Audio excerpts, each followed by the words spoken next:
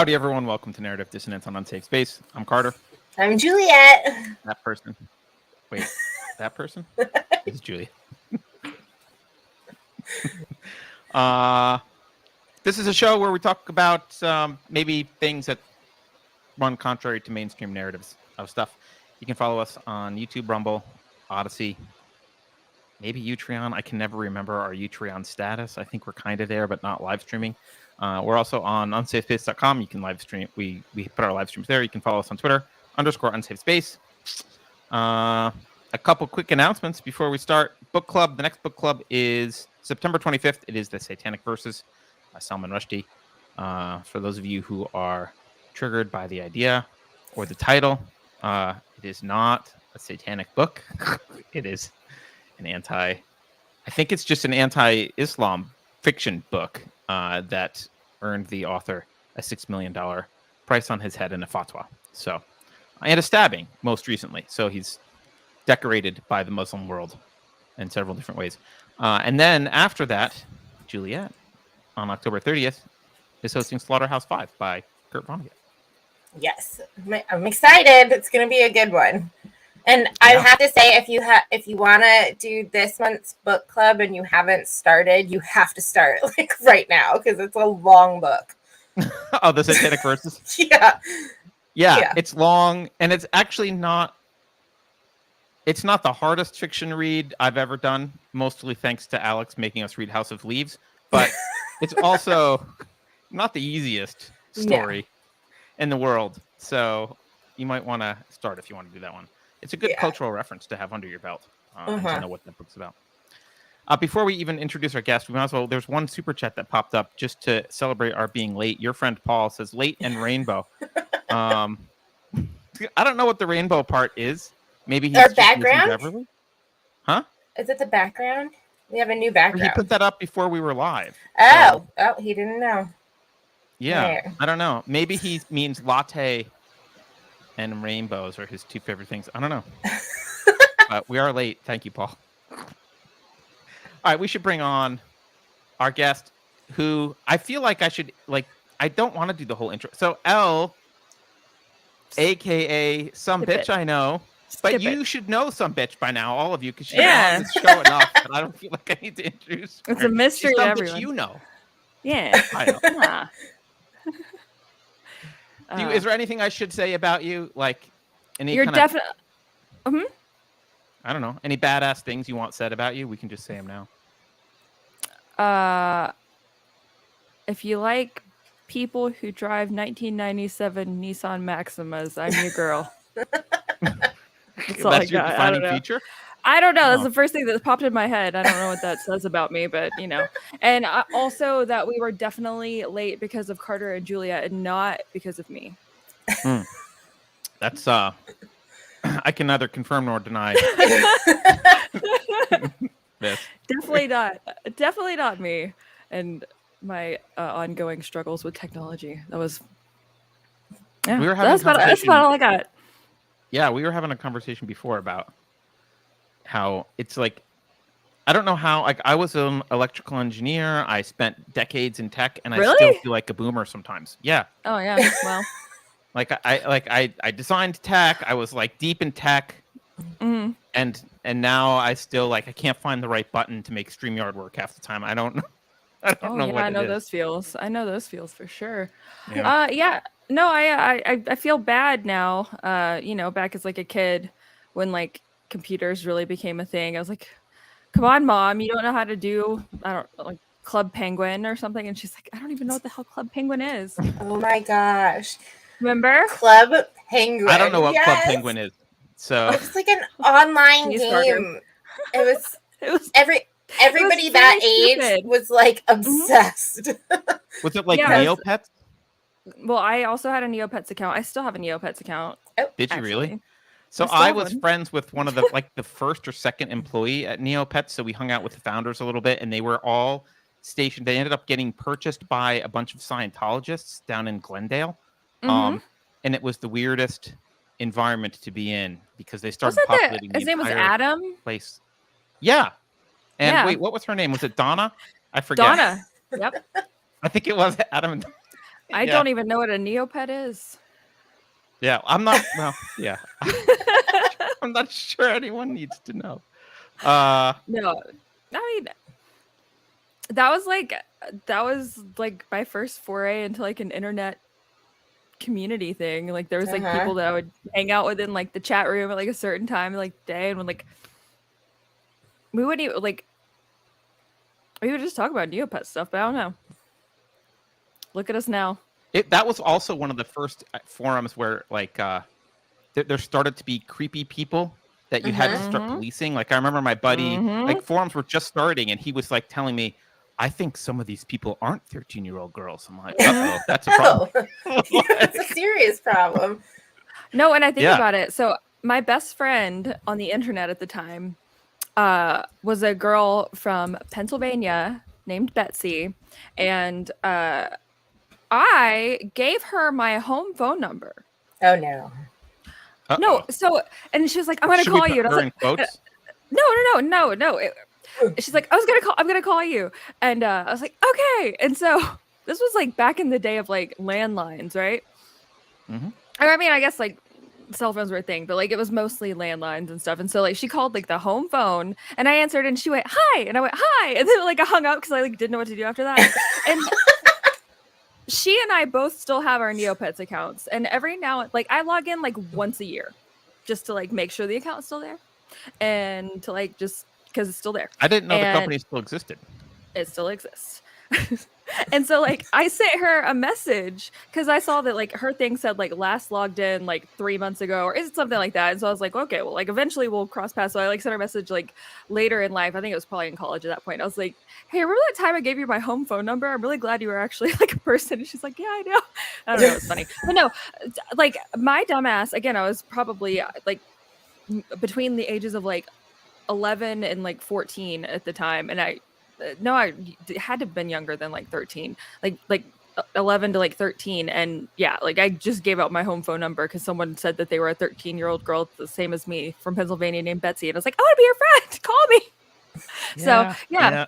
Well, this was before we knew, right? So that's okay. I mean, you know, on the bright side, I don't know if this is a bright side, but at the time I think it was maybe I'm kidding myself, but I think it was a little less prevalent as it is now. And I feel like a lot of people I was hanging out with really were like a bunch of 13-year-old kids playing Neopets, because probably because I think it wasn't an obvious like place to go if you're a predator yet, because it wasn't mainstream enough yet, right? Like, well, you could only say certain things in the chat. Like it was very much like you couldn't do swears, like you couldn't, like it was it was like it was moderated. They had like, and also a bunch of us were like a bunch of hall monitors there, and so like if someone said anything wrong, like we would report them, you know what I mean? So it was moderated by a bunch of like little stick in the mud kids, so we did the work for them. Yeah.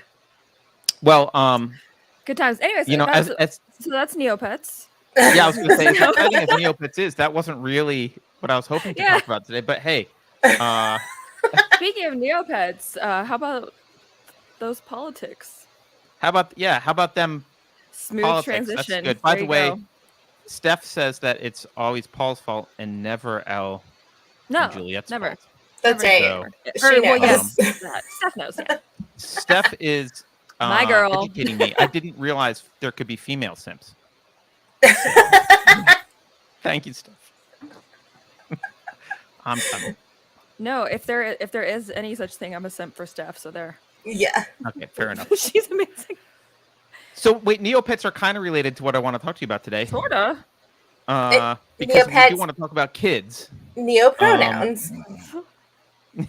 Yeah. Frog self. Yeah. By the way, my new pronouns are frog, so I am frog self. Your frog self. Fog and frog self. You haven't seen that? The video of the girl that calls herself. Tell us all about frog self. I'd missed that. No, I've seen the fish self.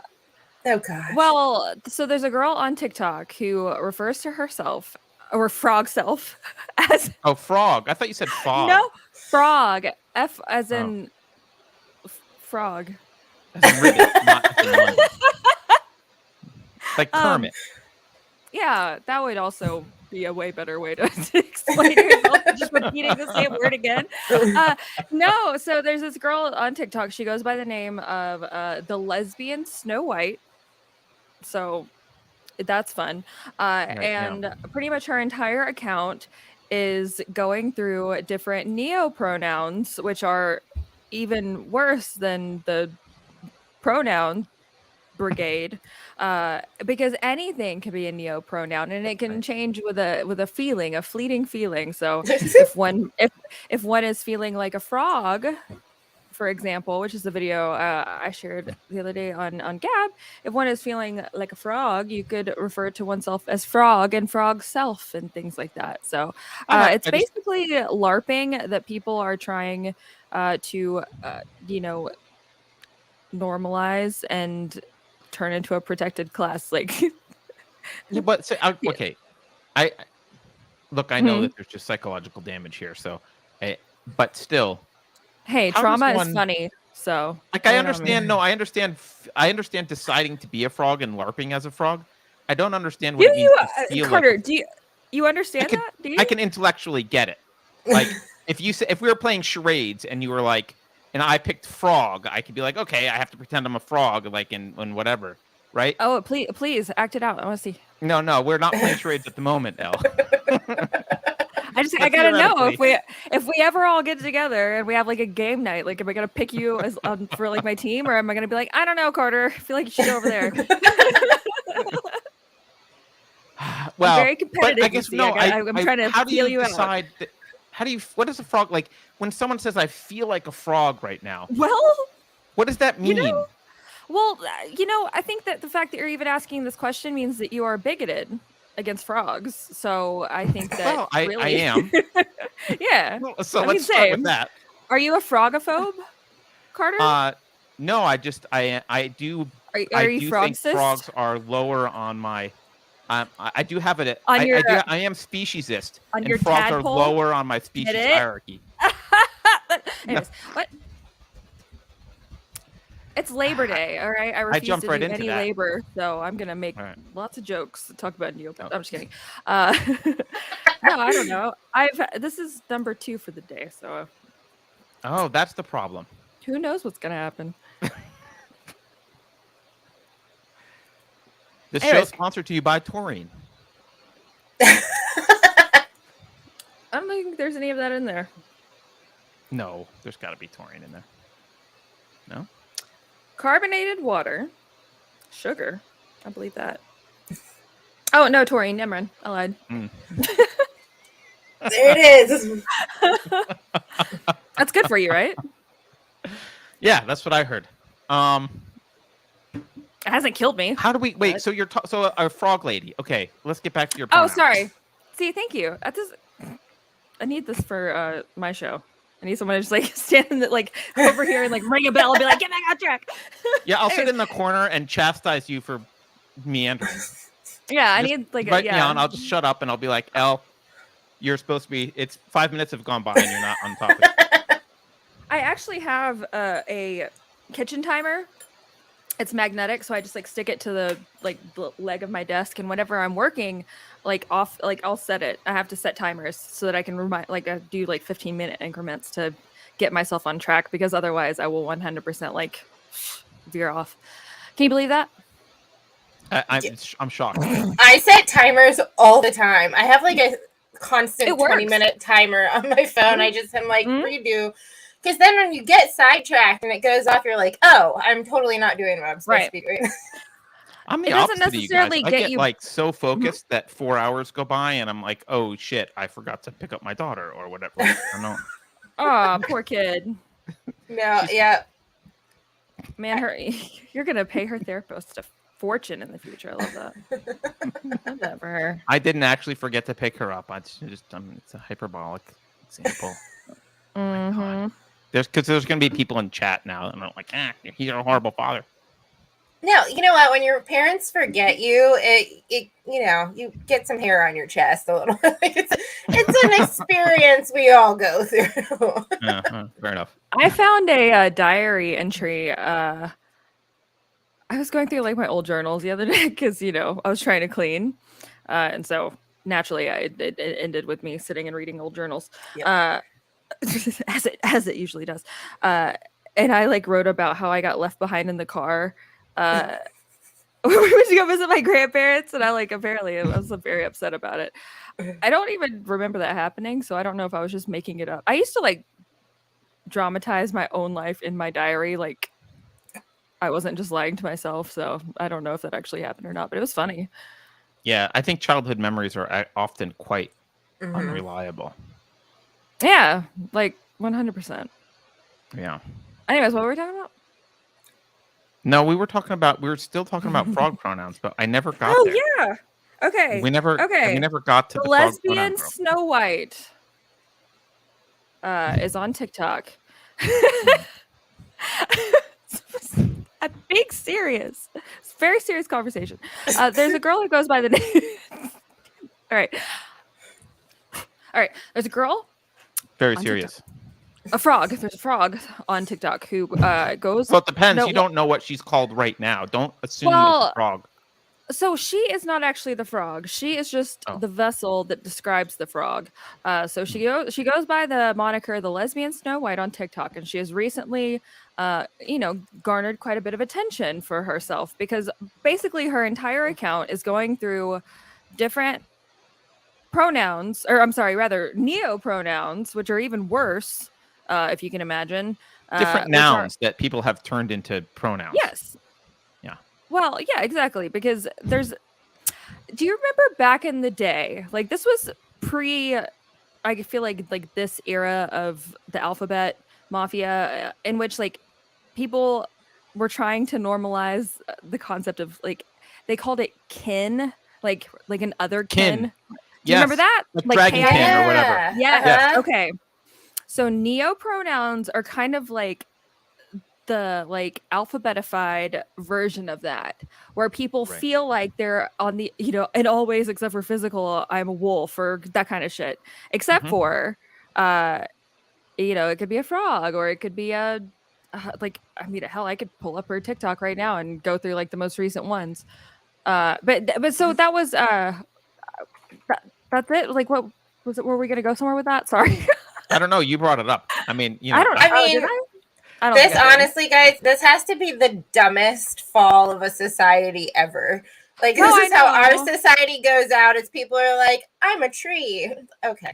Do you think that Rome was like that? I don't think Rome was this silly. Are we going to find some ancient tablets someday, like on some parchment paper that's like, frog self, blah, blah, blah. Oh, that's why they done it. No, I mean, so here, I'll show you. I'll take you down the mystical world of her TikTok page. I made a throwaway burner TikTok for looking out on my computer. They're Share all screen. Throwaway burner TikToks. Oh. Yeah, the username is hootie hoot. I'm pretty sure, something like that. All right, so this is the lesbian. What's my username? It's hootie hoot. You just outed yourself. All right. I don't give a fuck. I can make another one. I can make infinite TikToks. I can make as many TikTok accounts as I can make email addresses, which is infinite on both. So this is who this person is, and 100% serious. Hi, Kitty. All right, she's coming to get my lap. They have 155,000 followers. But here's what you have to understand. It's horrifying. Well, followers on TikTok are like, you can buy like 50,000 followers on TikTok for like $10. Oh. I mean, maybe it's not quite like that, but like it's kind of like what started happening on Instagram, where people were buying Instagram followers, and so you'd be like, who the hell is this person? Why do they have like 200,000 followers? And it would be like some high school girl who, like, mom and dad gave her like a $50 Visa gift card for Christmas, and so she like bought a bunch of Instagram followers. Like that's a thing. Okay. And I'm not saying that some of those people aren't actual followers. Some of them are probably people who like made their account, followed a couple people, and then like never used the platform again. Like there's a lot of that on every platform, honestly. Like the longer you've had an account somewhere and the longer like you've been making content, the fewer of your followers are actually active, like realistically. But so anyway, so this is lesbian Snow White.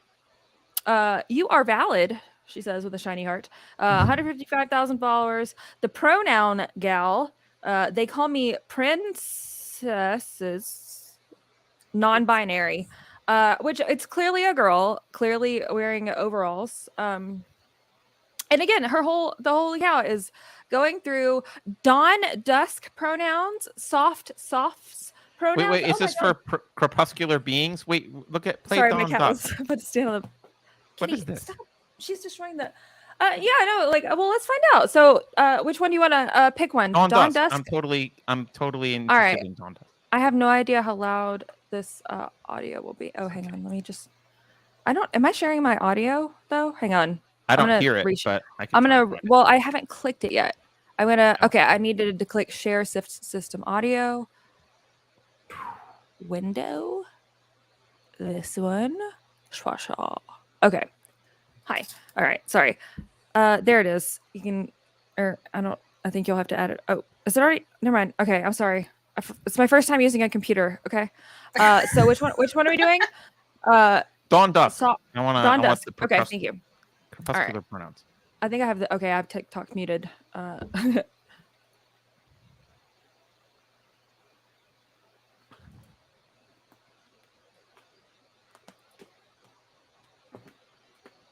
Here, I can try doing it. Can you hear it? I can't hear it. No? No. But you can give us a. If you can hear it, just give us a summary. She'll see my cat's not particularly articulate. Losing her fucking mind.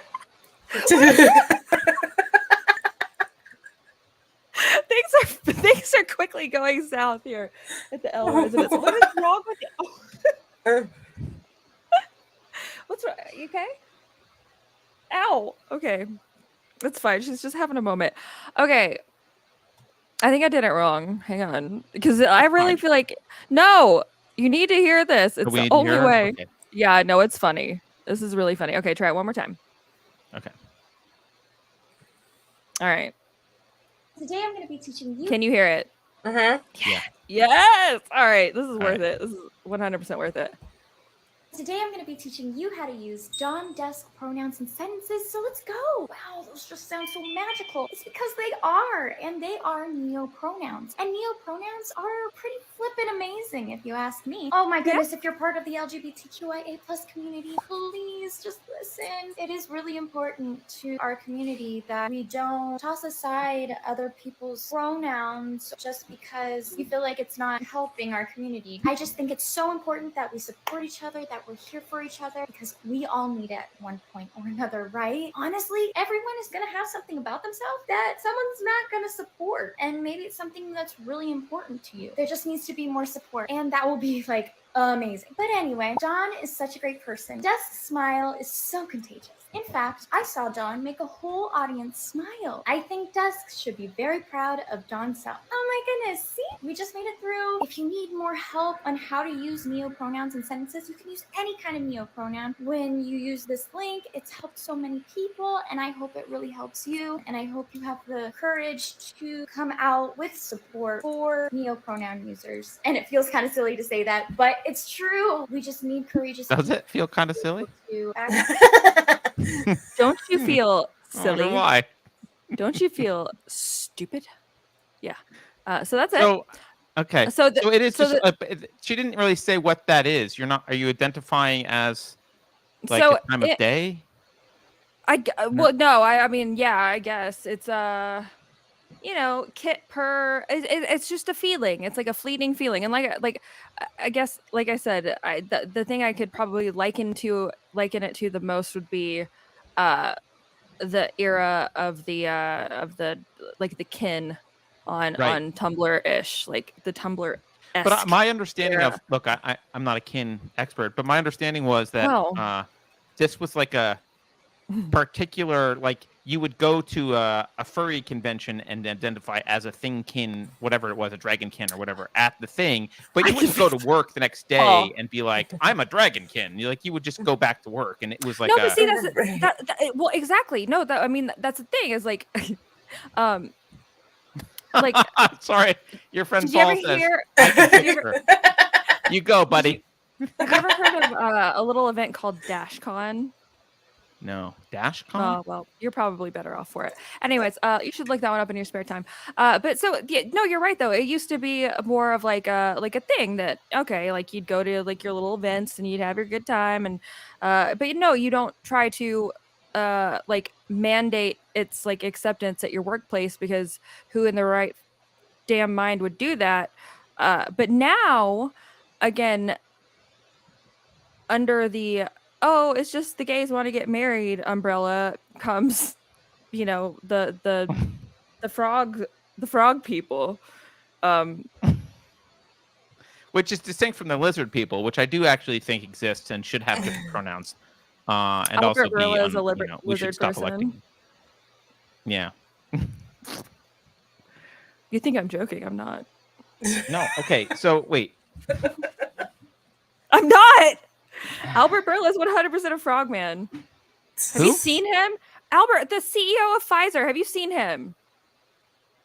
Oh, I don't know. Yeah, that dude with the he's got that thing going on. Okay, so that is like legitimate. Like we went to I did it on my stream. We went to like the actual like official archive of that, because I was like, no damn way. Like no way. This has to have been altered or edited. Like there's no way this man is like got like his like cloaca or whatever what's the word? Like he's like on. I'll go with whatever you just said. That sounded. I don't know if that's the right word. I think that's like how you lay an egg, to be honest, but I don't know. I'm not a scientist, but yeah, I know like his little throat bubbles going off, and it's like there's no way this happened on like live TV. Surely someone edited this like to be funny or to troll or whatever. No, it's 100% real. So yeah, he's a frogman lizard person, and like really, it seems like couldn't pick a more appropriate man to first, confirm himself. The problem is the actual lizard people aren't telling us to use lizard pronouns. They're pretending to be human. Well, that's the whole thing, right? You like anyone who actually is a lizard person just wants to fit in, and that's a metaphor. Think about it. Yeah. Okay, so wait a minute. I do like your green background, but I'm gonna be honest. I'm noticing that like my face keeps like turning green on my computer screen. When I'm not actually turning green. Well, yeah, because like my computer screen's like reflecting. So I am not in fact green, my friends. Maybe you're a frog self person. Don't out me on screen, Carter. It's not an outing. This is your. I'm just validating. You just outed me. That's a aggression. No. I doxed you. I'm pretty sure. Well, no. She's been violenced. I doxed my. Yeah, words are violence, Carter. I'm sorry. Not everything I say all the time is like layered in like 16 layers of sarcasm, but today apparently it is. So I'm very sorry for that. It's not even that funny either, which makes it worse, I think. No, I think someone thinks you're She-Hulk in chat. So. Who? Oh yeah, you're She-Hulk. Yeah, that's a thing now. She-Hulk is. You have been popular, You've never been catcalled, Carter. You don't understand. How do you know I've never been catcalled? Well, have you? Probably. I mean, I lived in San Francisco for quite some time. All right, I'll let that one at slide. some point I was catcalled. Yeah. I went. Okay, wait. Here's want to hear a TMI thing? Oh yeah, obviously. Yeah. I had a girlfriend oh man, this is probably over 20 years ago. Now, what is it? 2022? Yeah, it was over 20 years ago. And she wanted to go to. So I do like The Sound of Music. I know the stereotypes of that, but I think it's a good movie. Carter. Whatever. I grew up with it. I grew up watching it as a kid. She wanted to go to The Sound of Music, which was playing at the Castro Theater in San Francisco. Did you know what the Castro Theater is? Does anyone know what the Castro Theater is? Juliet? No. It's in the heart of the Castro district, and it's where there's a lot of gay activity. A lot of stuff happening there. Yeah. Okay. Think monkeypox. Yeah. Again, this was the year 2000 or something, right? Right. So she shows up at my apartment before we're going, and she's like, I rented you lederhosen. So I wore, but it was too small. So I wore lederhosen. Things we do to get laid, huh? I went to the Castro Theater in lederhosen, and I'm pretty sure I was catcalled that evening at some point. Well, I'm sure you were, Carter. Yeah, but it didn't Getting traumatize catcalled me. in the Castro district is like easy mode, though. To be honest. That's as much as I can do. You know. All right, there you go. So what I'm saying, Elle, is I totally get you. Yeah, well, no, but also as a woman, you'll never understand. So there we go. All right, I'm gonna try to stop being. Yeah, right. Exactly. I don't know. I just like the world. I refuse to let the state of just like all of it get me down too much, and every now and then it does, and so whatever I like bounce back from it, it's like just full of like just kind of sarcasm, and that's kind of the mode I'm in today. So sorry about that. Yeah, the world's coming to an end. It's great time stuff. Yeah. I'm the one who catcalled Carter. He protected my fans. Well, you know, Paul hanging out in the Castro district of SF makes sense. Yeah. I'm just kidding. No, I used to live there. Well, not in San Francisco, but nearby, and it has not lost its reputation. Mm-mm. Although I will say, it used to be much more mild. It was like still zany, but like friendly. And now it's gone the oppressive left direction, like everything else, right? Well, yes, of course. Just as pretty much any sort of thing that's allowed to fester for too long does, you know. So last week, Elle, time to amputate. Wait, what? Nothing. Carry on. Okay. Last week we had Megan Fox on, and we were talking about we were talking about a woman who had. Oh, I was watching. Yeah. Convicted, yeah, and she was convicted of what was it? Medical child abuse. Good. Wrongfully, I think, pretty clearly wrongfully convicted of medical child abuse. And how so? And you were pretty heated up. You were in chat. You were pretty heated up, and you were sharing stuff with me, like a New York Times article that said the maternal instinct is a myth, or whatever it is, that kind of stuff. Okay. And so I wanted to ask you about that. You said you've been doing some research along these lines, and you were pretty angry and fired up about it. So I've dabbled. Well, okay, I'm gonna have to get into like angry Lauren mode. Give me like, okay, you won't like me when I'm angry. Okay. Now she's so. Yes. No. So realistically, I've kind of someone's. That was not me. I don't know what Juliet's doing over there, but who let the dogs out? We have like this huge buck that comes to the patio like this time every day and tries to eat the plants or the bird seed or whatever, and my dog just loses his mind over it. Well, as he should. I mean, it's very rude of this deer. I mean, really. Yeah. Like, honestly, those are his plants.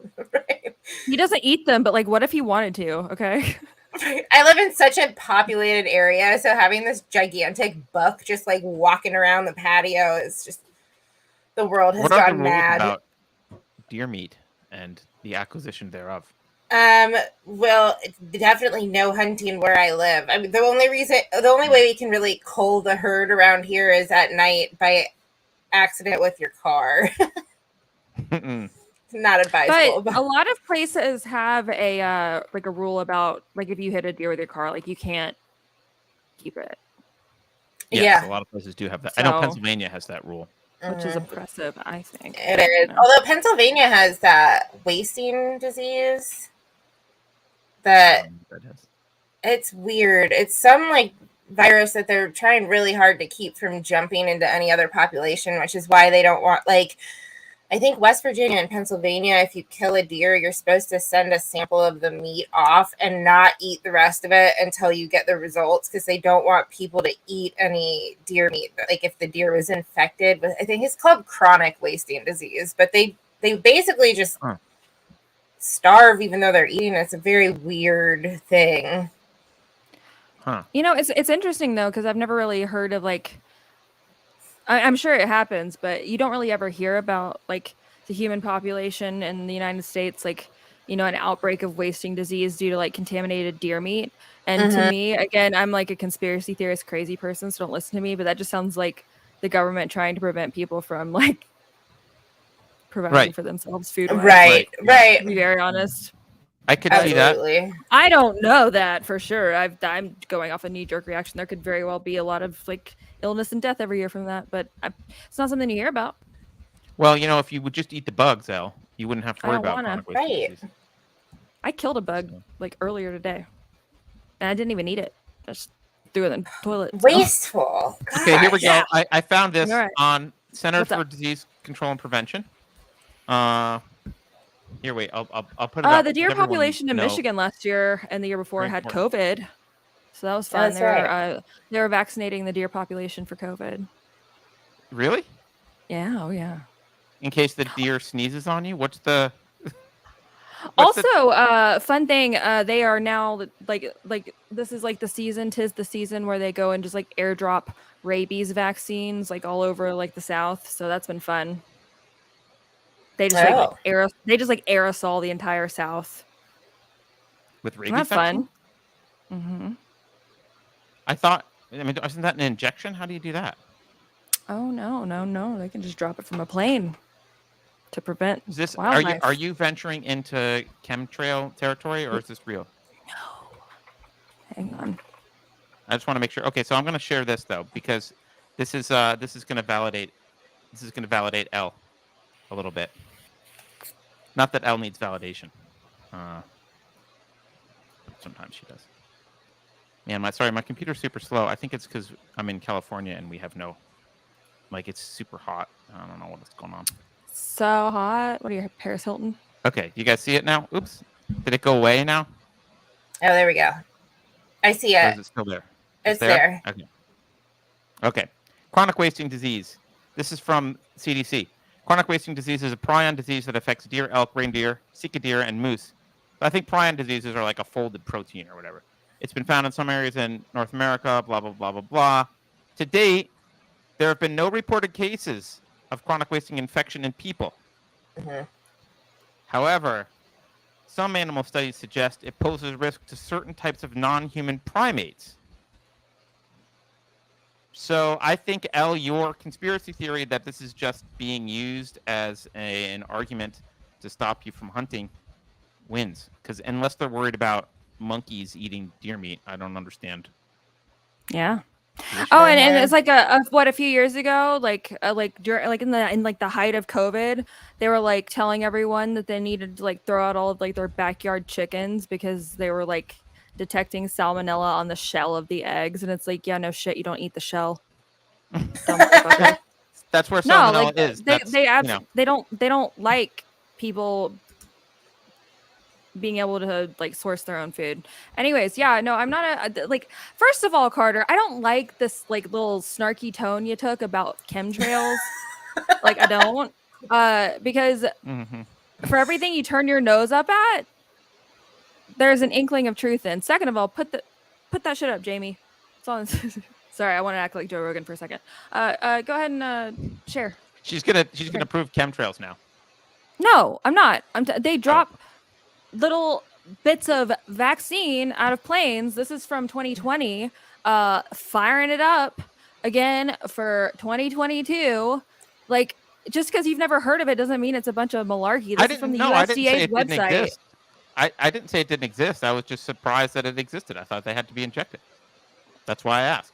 No. Yeah, why do we have to take our dogs in? I'm allowed to ask questions. Vaccines are edible. Don't you know they were trying to put vaccines, like COVID vaccines, in like fucking lettuce? Uh-huh. No. Mm-hmm. Trying to put it in your vegetables? Yeah. All right. Well, all the food we eat and all the drinks we drink are fucking poison, bro. Get with it. And now they're dropping them out of planes for animals to eat. Do you need another Monster Energy drink, Al? I would love one. Would love one. No. So but honestly, every there's single time. truth to chemtrails? Because I don't know. There's some truth to it, yeah.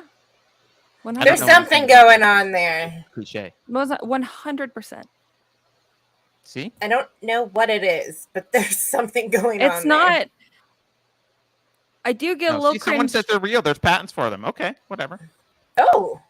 It's not whatever, Carter. You can't just like every time I find myself being automatic. Like this is like honestly a really good like cognitive exercise. And as someone who I know enjoys sort of anytime I find myself being automatically dismissive or derisive of something that I don't actually know anything about, that's a pretty good indicator that I need to actually look into it. You know what I mean? Because That's you've been fair. conditioned. Or I'll just say I don't know anything about it.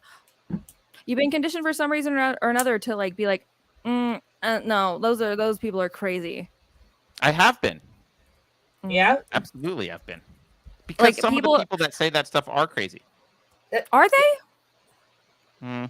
Everybody's crazy. Usually it's UFO. Honestly, people. I think the craziest people on the planet are people who like don't believe any. They're just like they just accept everything. Like to just accept everything. Sure. Face value for what you're given. Like, that's fucking crazier to me than having like no sense of curiosity about the world. Like I would rather take 1,000 shots in the dark and miss a few than like just never wonder. That's crazy to me. I'm not arguing you shouldn't wonder. But no, you shouldn't wonder. But there are actually people who are wrong about theories out there. Like there are crazy people. Yeah, that's why they're called theories. They're not called... but there are theories that ought to be dismissed, right? Like which ones?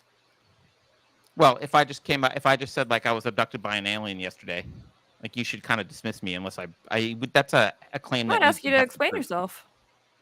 Right, but assuming that I just told you a story without any hefty proof, you should dismiss that out of hand, right? Otherwise you kind of undercut real theories that have evidence. No, like a real theory requires some evidence. I don't take things at face value, but again, like people were saying in the chat, there's patents. Like I think the most. I stand corrected on chemtrails. If there's patents and whatever, like that's cool. I think one of the saddest things about the world today, it's not like people are like, oh, it's like 1984, and it's like it's actually like the exact damn opposite. Like you can find anything you want to find out almost, but like it's a lot easier just not to. Oh, that's an interesting argument. Like so it's all there. Like, yeah, I mean, I'm not saying it's all there, but a lot of it is. A lot of it is.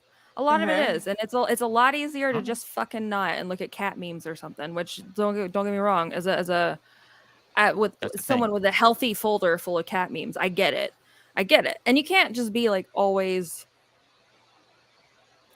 You can't always be on that kind of like level, but like I think it's a damn shame how much information we have available to us at any given time, and it's a lot easier to like. Kind of fall back on like the basic shit. Yeah, that's fine. So I immediately went to an analogy for something that I figured was ridiculous, but you're saying I didn't know anything about it, so it's not ridiculous. Like, okay, what's that? Fine. No, I'm sorry. I wasn't trying to be like an asshole or whatever. I was just. I know that like that's just something I've noticed about myself. Like people who like, for example, people who. One thing that I like had to eat crow on was like weather control. It's a thing. Oh yeah, that is a thing. 100% a thing. Because I've read about it. Right. Exactly. But no, that's why I know it's a thing. You used to hear people talking about like, being able to control weather and things like that. You're like, oh wow, so like you've lost it, right? And it turns out, no, cloud seeding has been a thing for a very long time, and it's something that is routinely discussed. There's like whole, but like because it's a lot easier for someone who's boiled it down to, well, they control the weather. You're like, okay, that's very simplified. But like anytime I find myself kind of being automatically derisive of something, though, I'm like, well, do I actually like is that a valid dismissal, or should I like look into it? I mean, sometimes there's nothing to it, but sometimes there is. Right. No, and that makes sense. But I want to pull a thread that you just brought up, because this is the problem I have with a lot of this stuff, right? And I'll say actually 5G is another one, where there's like a little bit of truth to a thing. Like let's say weather control. Like there have been experiments that do cloud seeding. There's actually even been much more complex experiments to try and affect the weather, but it is a complete misrepresentation of at least what we know, that the weather is controlled. Like it's not controlled weather. Like certain areas can have some influence when things are happening, but like it's not like it's not like they know it's going to rain tomorrow at 3:30 because they're planning it, right? They could in a particular area see the cloud, but like they don't just to pretend that. What happens when you do that? What happens when you do that on a small scale and many different small ecosystems around the entire world? I understand, but that would require a level of coordination and I'm not arguing that it's coordinated. I'm just arguing that it happens in small scales around the world. And when you affect a local ecosystem and climate, then that's going to affect the surrounding climates. I'm not. Sure. I think a lot of the issue that we've had has been people affecting a climate. You know, like they're like, well, we need rain over here, but it comes from somewhere, does it not? You know, like you have different like lakes and rivers and things that dry up because of either like damming or cloud seeding, or even just what's the right word, like irrigation and stuff for thank you, I forgot the word irrigation. For farming and whatnot, like that. The water comes from somewhere. It doesn't just go to nowhere, and it if it gets reallocated, it's going to change those weather systems over time. Yeah, so I'm not arguing with any of that. Yeah. What I'm arguing with is when it gets simplified to... I'm in a fight mood today, I guess. I'm sorry. Right? So it gets simplified to, like, they control the weather in like a Back to the Future kind of thing where, like, oh, it's like they're doing this thing everywhere all the time. The weather's everywhere all the time. Make sure they don't, like... I don't think there's sufficient evidence to suggest anything like that because I don't think we can. Well, Carter, one might argue that the advent of social media platforms like Twitter and Facebook that implemented a almost comically tiny character limit when, character limits really save absolutely zero like storage space for them, could be done for that exact reason. It's not like you can write a dissertation on, like, you have to be like, yeah, the government controls the weather, because you can't. It's not like you can write like a paragraph about it. And that was like not on Twitter. That was almost like other outlets. People don't click, like, you know just as well as I do that converting clicks from a social media site to somewhere else is damn near impossible. Oh yeah, but that's not why. So the advent of the bite-sized blip ability to communicate with each other, right? That was almost unilaterally rolled out across all the platforms. And again, having a oppressively short, almost like character limit, that just became the standard, where it's easy to dismiss these little bites that people put out there, but they have to put out bites because that's the nature of the platform. I feel like that, honestly, I mean, maybe I'm looking too far into it, but I feel like that was by design. Okay, but regardless of whether, I would question highly whether Twitter, which started as an SMS base, which had a built-in character limit because of cost, did that for any reason other than that. But well, why not expand it? It's not like it's a thing now. I mean, because they did expand it a little bit, and there's a whole psychology to having to force people to do that. And maybe, is it nefarious? I don't know. Often I find that, it's had a ripple effect regardless of whether or not it's nefarious. Well, it has an effect. No one's arguing it doesn't have an effect. Like, obviously, it has an effect, right? And some of that effect is intentional, because it's like there's a psychology of Twitter, which I'm sure Twitter thinks about all the time and decides whether or not. I mean, when they doubled their character limit, right? So, my point is not like. There are people, because I've talked to some of these people, right? There are people who buy hook, line, and sinker, wildly misrepresentative. I mean, actually, because I see it on the left, it's easier to see it on the left. You see it all the time. In fact, we just saw it with, I was just reading an article, a journal today about this. You see a headline that's like, wait, let me find the headline, because this is something that you will agree with. You'll see what I'm talking about, I think. The headline is the maternal instinct is a myth. And we've got the science to prove it, right? That's the thing. So I clicked on all the science links that they had, the science links, right? And without even getting into the details of the science, which is like internet surveys and crap, right? Without even getting into the details of their science, it's very scientific. It's a gross misrepresentation. even of the claims in the paper, which is like, of course, always. Well, the word, because the claims in the paper are like, well, the word instinct is different from drive, and technically there's a difference, and they really more have of a drive. It's like, all right, well, that's not the nuance that you imply with the headline, right? Right. So my point is that happens all the time. It's a misrepresentation of the reality behind it.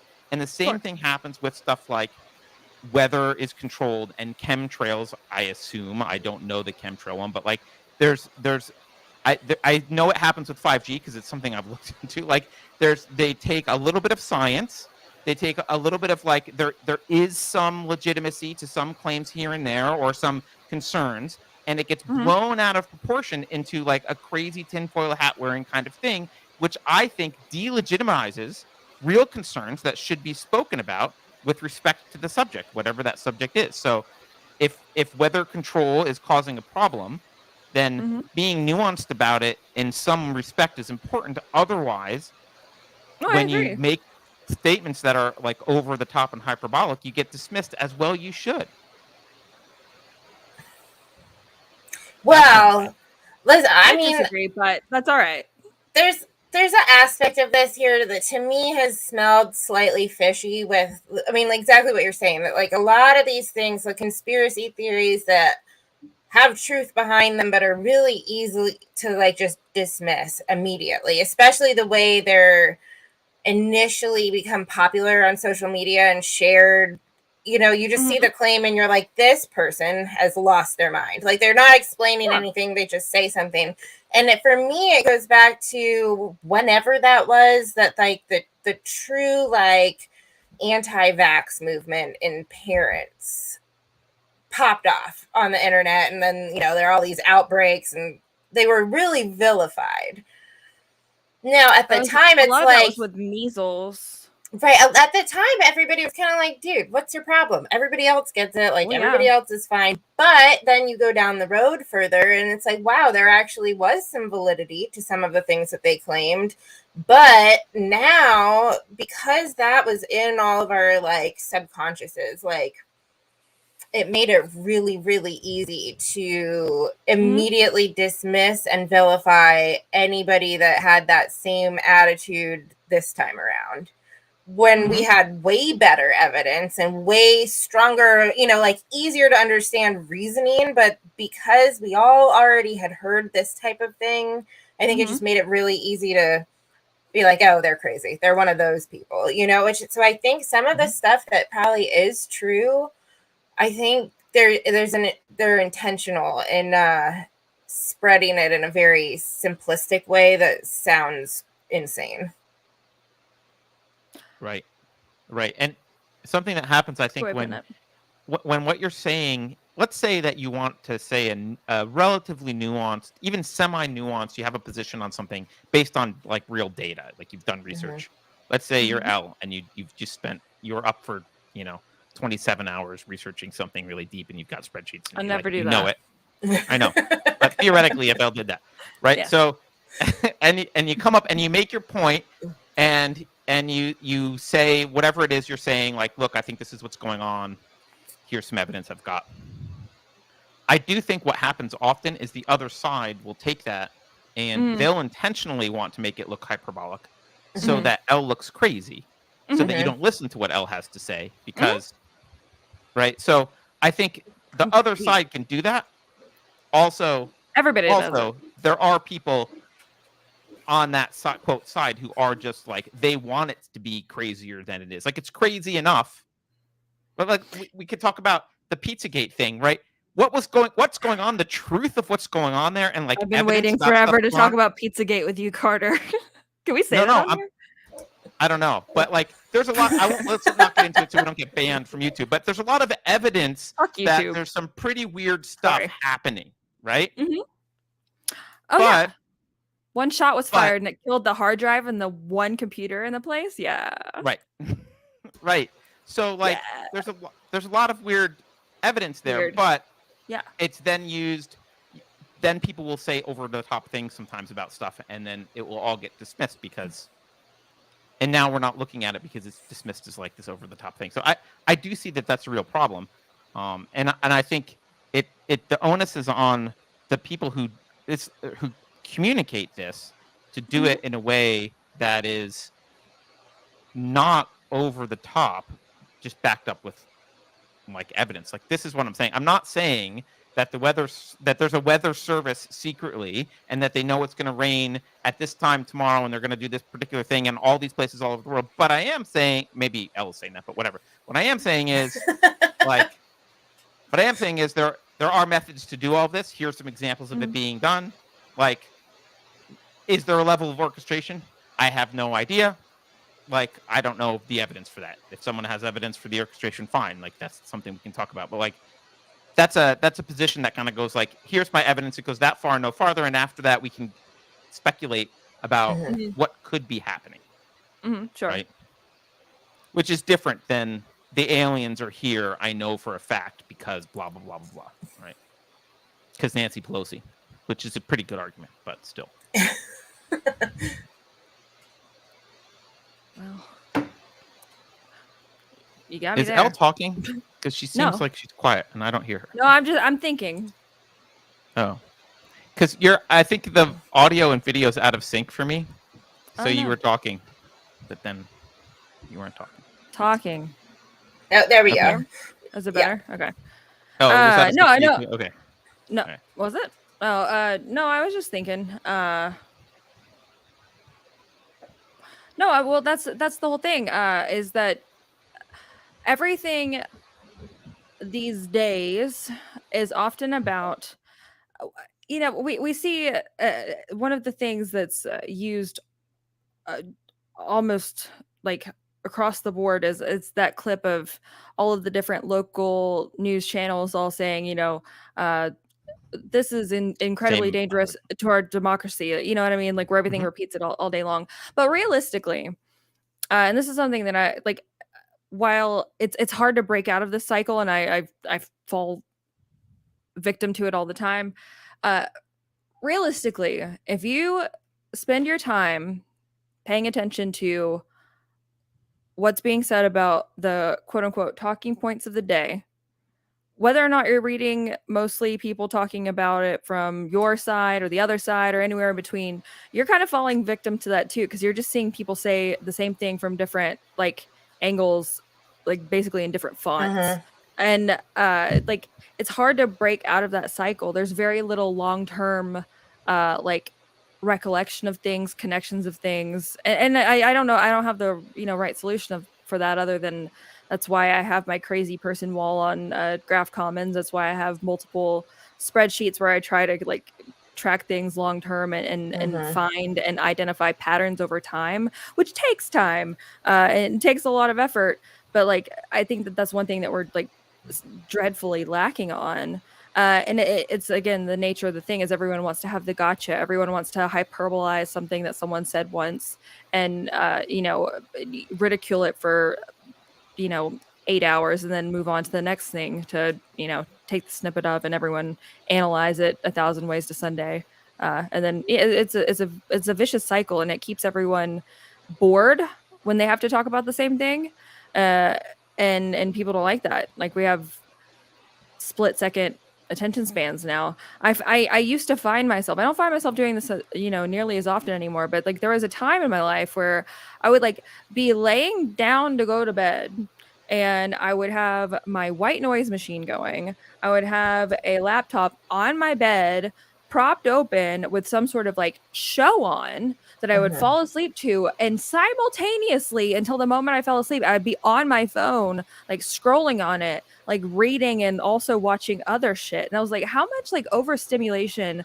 of constant, just like, but like, I know I'm not alone in doing that.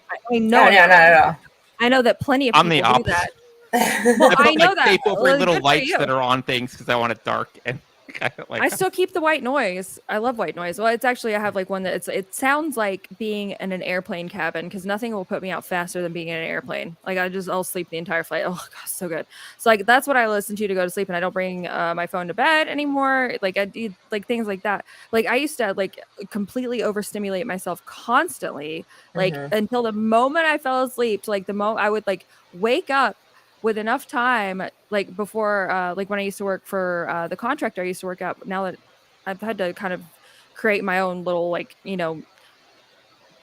8-hour a day like work schedule or whatever, just to keep some sort of semblance in my life that I work for myself. But when I used to set my alarm so that I would have an extra 30 to 45 minutes in the morning to lay in bed and start my day with that too. That was how I would start my day, is I would probably watch an episode or and a half of 30 Rock or whatever I was watching at the time, and just scroll my fucking phone that. And that is how a lot of people live. I don't want to say most people. That's how most people in Gen Z, millennial-ish age. I'm at, I know that there's plenty of other people out of that generation, but that's how a lot of people live. And it's kind of scary that when you have to remove yourself from that overstimulation, how empty and just bored and listless you feel when you that's not normal, it's not natural. And that's kind of how the media cycle is now geared towards, is keeping people overstimulated, constantly making sure to stimulate the different emotions in your brain, oh, I'm sad now, I'm happy now, I'm angry now, I'm frustrated now. It's almost a need that people have to feel that. And I think it is. I think it's partly a dopamine addiction, but yeah. Yeah. Oh yeah, absolutely. And I don't know the proper solution to this, other than just trying to do something different. But it's when you kind of recognize that pattern and you see the way that you might accept for yourself as normal for living your day-to-day life. Like I said, I would for 2 hours I just lay in bed, just take in a show and sounds and phone and literally, and I would never remember the process of actually getting sleepy enough to fall asleep pretty much every night for years. This is the long-term damage I've done to my brain when I didn't pay attention to that kind of stuff. I who knows, probably not great, but I don't know, it makes me sad. But I think it is common. Very, yeah. No, it's I feel like Juliet probably knows what, you know what I mean. It's maybe it's not. I actually know, Carter. I'm not gonna ask how old you are, but I feel like it might be a generation. More. You can say I'm old. I've said it before. I'm 48. That's not old. Yeah. Well, according to this health, I posted this earlier on. There's this health site that posted this little graphic of a 28-day walking challenge for women over 45. Here, I'm gonna DM it to you really quick. It's hilarious because their image for women over 45 is just this geriatric grandma. So I just sent it to you. Check it out. It's hilarious. I don't want to share. You sent it to me on Discord. Yeah. Carter, shut the fuck up. I don't have a Discord. Oh, sorry. You sent it to me on some platform that's definitely not Discord. Yeah, exactly. You had one of your minions send it on a platform. I did. What is going on with my computer? Oh, I don't know, Carter. it's slow. I'm sorry. I did. You know what's funny? With all the problems I have with technology, is I used to work for the Geek Squad at Best Buy. Did you really? Yeah, I sure did. I did in college for a little bit. That's amazing. I quit because they wouldn't let me go on spring break. Oh, good for you. Oh. Yeah. I used to work for the Geek Squad at Best Buy. All right, hold on. I'm gonna. If my computer does it, I'll open it up and put this up. Yeah. I forget what I was gonna say. Oh, you also worked. You worked for a defense contractor, right? I did. Okay, I did as well. But I counted beans, but you were probably not born when I was working for a defense contractor, but that's a separate issue. What year do you think I was born? What is it? 2022. Well, let's figure you're 30. Can we figure you're 30? I don't know. So 92? I don't know. Oh, I was born in 90. That was a very good guess. Yeah. Okay, so you were born when I was working. I was born in March of 90. Yeah. Okay. So you were. I'm not that. No, my God, I miss the days where I thought by the time I was 32, I'd like, oh yeah, I'll have it all together. Yeah. I can't wait for me to get my shit together. I'm still like, I can't wait till I grow up. Yeah. When I grow up, I'm gonna be. So, wait. My dad tells me it doesn't never. My dad tells me told me that feeling never goes away. So I'm looking forward to that. It does not go away ever. Yeah. Boy, I can't wait to grow up. Yeah. Me when I'm like 40. I keep wondering it as well. I did have the realization the other day that, like, I'll be a grandfather and be like, so when am I going to grow up? And they'll be like, oh yeah, that's it's going to feel the same way. But anyway, so I working for a defense contractor convinced me that not that conspiracy theories don't exist, because they do, but that it is much more likely that shared values and incompetence leads, or like that there's two things: either just stupidity and incompetence mixed together, that often is why things happen, and just kind of a general sense of shared goals and values that aren't even explicitly stated.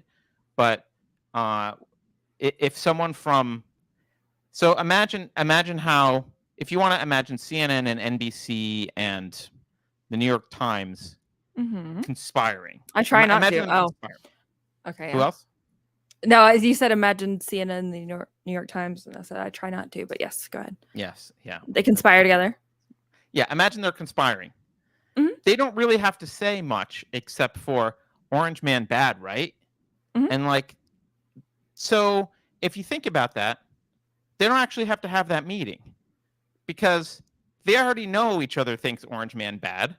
They already know what they should say. So they don't actually really need to have a conspiracy. They just need to function. But they do have those meetings.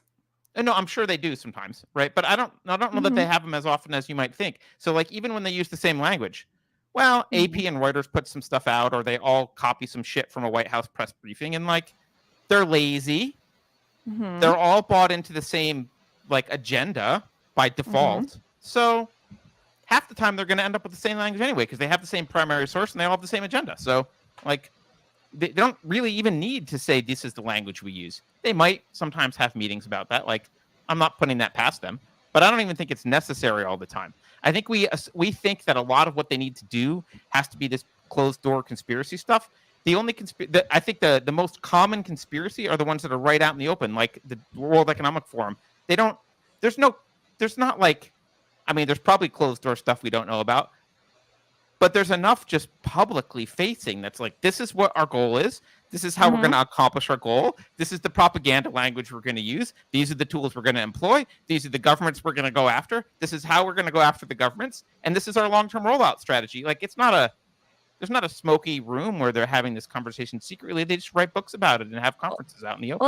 Well, that's what I said earlier. It's like, it's not 1984. It's that it's all out there, but people don't either know where to look or care to. And there are 100% like written rules for like their propaganda. There's the AP style book, for example. There's different writers guilds, different news guilds. Like those, like, again, those organizations do exist. Those meetings happen. The minutes are on the internet. Right. They're just not in private, is my point. That's all. Yeah. Look at this one. Look at the 45 to 50. What? What the hell? Oh my God. So good. I like that the 65 plus has purple hair. Oh, hell yeah. I really, because 13 years from now, I'll be like, apparently, I get my like beehive haircut and then like just get into it. Honestly, like if I were a 45 to 50-year-old woman, I would be a little bit insulted by that. That's pretty. No, it's hilarious. Okay. If you're a 6-minute warm up, a 10-minute walk. Oh. There's also a typo in there, which is funny. They say walking instead of walking. But no, I mean, I saw someone else share the screenshot. By all means, it could be fake, but I don't think it is, because it looks like that, like kind of like I can't say that word. The globalist artwork. that like it's like the like just like warped weird like body proportions. Oh yeah, I know what you mean. To like be inclusive or whatever. It's like when they need like a like it's rather than like, you know, having diverse like animated characters, they'll just like make them like fucking purple. Like, oh, yeah, okay. Cool. You did it. So great. I've been looking into lately also you know, there's like a whole like entire like digital influencers that have been created by these like VCs that are like AI. It's basically like AI avatars that are created to kind of play a character, but they have like whole Instagrams and TikToks and stuff, and they like talk about things that are like matter to them. And there was like one where like she got vaccinated for COVID, and like this is literally just like ones and zeros. You know what I mean? It's so dystopian and weird. That's something I haven't like put together like an official like dig on it or anything. That was one I've had my eye on, because the whole AI avatar, like, it scares the shit out of me. I guess the thing that probably there scares are me the most. Yeah, well, it's not the thing that scares me the most, but it's one of the things that's like scares me quite a bit, that like I feel like people aren't really like paying attention to, like, at all. Like, it's coming. Yeah, the other thing that scares me that people aren't paying attention to, and I did a show partly on this like a while ago, but I haven't followed up, is deep fake stuff. Oh yeah. Oh yeah. People don't realize like how we're basically at the stage now in which anyone with any organization with a decent budget can fake any video that you see. Like, it can, if CNN wanted to have Biden say whatever they wanted to have him say and stick him on, or Trump, they could do that, and it would be basically impossible for lay people to tell. And that technology is going to get cheaper and cheaper and easier to the point where it's weird, because it brings me almost into this philosophical place that I hate, where it's like, well, we can't trust our eyes anymore. Like, it's going to get to the point where like I don't believe anything. Like if the MLB can create a pretty realistic looking hologram of Harry Carey, who has been dead since the mid 90s, to sing a rendition of Take Me Out to the Ball Game, show that hologram from about 8 different angles during that segment, from behind, from in front, from below, close up, at the second anniversary of their Field of Dreams game, which I think happened at the beginning of August. If they can do that for a Major League Baseball game, what else can they do? What are the stakes of a Major League Baseball game? Just ask yourself that question and compare it to the stakes of, say, war in Ukraine, or anything, right? Yeah. Right. No. That's another thing too, is that the automatic dismissal of anyone who, again, why does Biden give all of his little speeches from a fake White House set in front of a green screen fucking window? Right. Because COVID? He's been doing that the whole time. He gives all of his like little like edicts from a little like digitalized screen, like a fake White House set. Like, why? Why? Right. It's not because of COVID. Why do you have to green screen in the weather behind him in a like window? How is that any easier than setting up a camera, as has been done forever in the Oval Office? Yeah, or anywhere, and just saying, because of COVID or whatever, I'm broadcasting from this other location. The end. Like, okay, you don't have to. From my basement in Delaware. Right. Yeah. You don't have to. From Hillary Clinton's bathroom in her basement. I don't want to think about Hillary Clinton's bathroom. Sorry. Thank you. Yeah, I mean, it's deception. I think to some extent these people are so used to deceiving that they don't know when it's not necessary, so they just have to do it anyway. It's like, well, you know, we don't really care whether he's outside of the White House and there's a window in the background or not. Like we don't. That really doesn't matter. But they're so used to lying that the question isn't like, should we lie? It's like, well, what should we lie about now? It's like, well, it's not necessary. Well, someone who is a pathological liar lies all the time. Right. And about things that you both do and really don't need to lie about anything. Realistically, you don't need to lie about anything ever. But, if ever there were a time to lie, like, no, I didn't. Well, things for where kill there's Nicole not Brown, even a short-term gain. Or what? Right. It's like I'm talking about lies where there's not even a short-term gain. Right. Like, there's nothing to be gained from it. Like, apart from the long-term bad effects of a lie. Usually people lie because they expect a short-term gain and they're ignoring the long-term consequences, right? But yeah. Pathological liars don't even care about short-term gain. It's just no, it's not for any reason at all. It's just because they can. It's like people who shoplift. I had a friend of mine in college. I found out she ended up going to see a therapist about this because like she came from like a very like she came from a family who like she didn't need to steal shit, but she got arrested for shoplifting when we were in college, and like my friends were like, what the hell, why she got arrested for like shoplifting from like a boutique in like downtown, and it turns out like it's something that like she had like been doing for quite some time. And like this is a girl who had like wore like Marc Jacobs flats for like walking to like down the side. Like, Winona? No, but like but okay, well that's another example. Winona Ryder shoplifting. She wasn't doing it because she needed to steal shit because she didn't have the money to afford it. She did it for a different reason. It's to scratch a different itch. It's because you want to get away with it. And you want to be like, oh, haha, these people don't even know. Like I pulled one over on them. And so she ended up going to therapy about it because I didn't talk to her for many years. And she like, I guess as part of like her program to like, get through it. Like an exercise for them was to like reach out to like different people from like your past who like knew kind of you when you were at your lowest and like, right. Try to like at least apologize and like make it. And so we like reconnect and she like explained it to me and I thought it was pretty fascinating because a lot of like you think about shoplifting as kind of being like one of those things where it's like is it because like it's not like you see people shoplifting like loaves of bread despite what like AOC might have you think. It's people who looting like Gucci's and shit or shoplifting like little things. And again, it's to like feel like the haha and like the dopamine rush or serotonin, whichever one it is. I don't know. It's interesting. Well, some thieves who steal Gucci's are doing it because it's high value and you can sell it and buy drugs, right? Right. That too.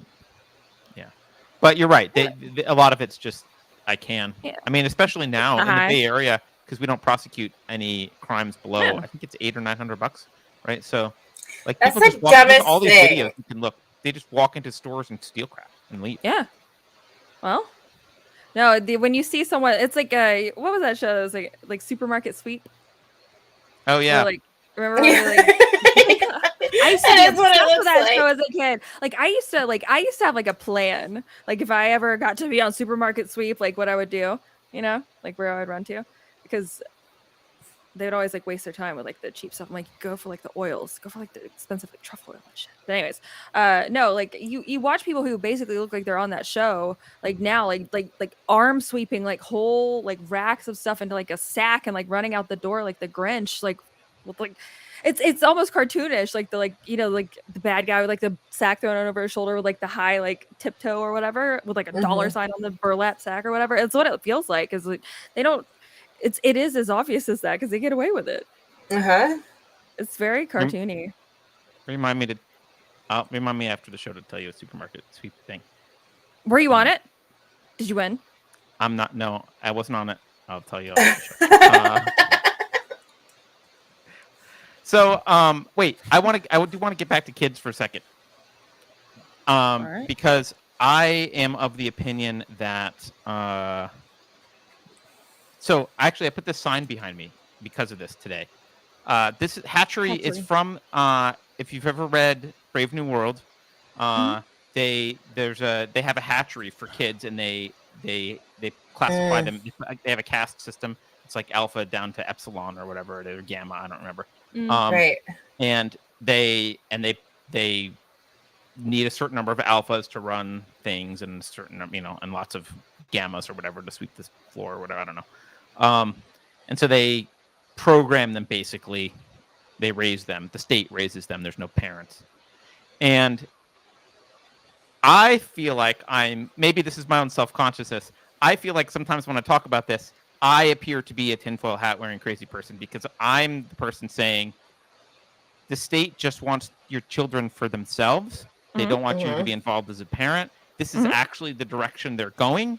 Whether or not it's explicit for all the people involved or not doesn't matter. But they are actually moving to this. And I see countless examples over just the course of my life of the state encroaching into parenting and taking over. Like, first it was we need Head Start. Well, it's just for the kids because they all need to be in pre-K stuff. And now we need childcare. Now we're going to need baby care so that people can go right back to work.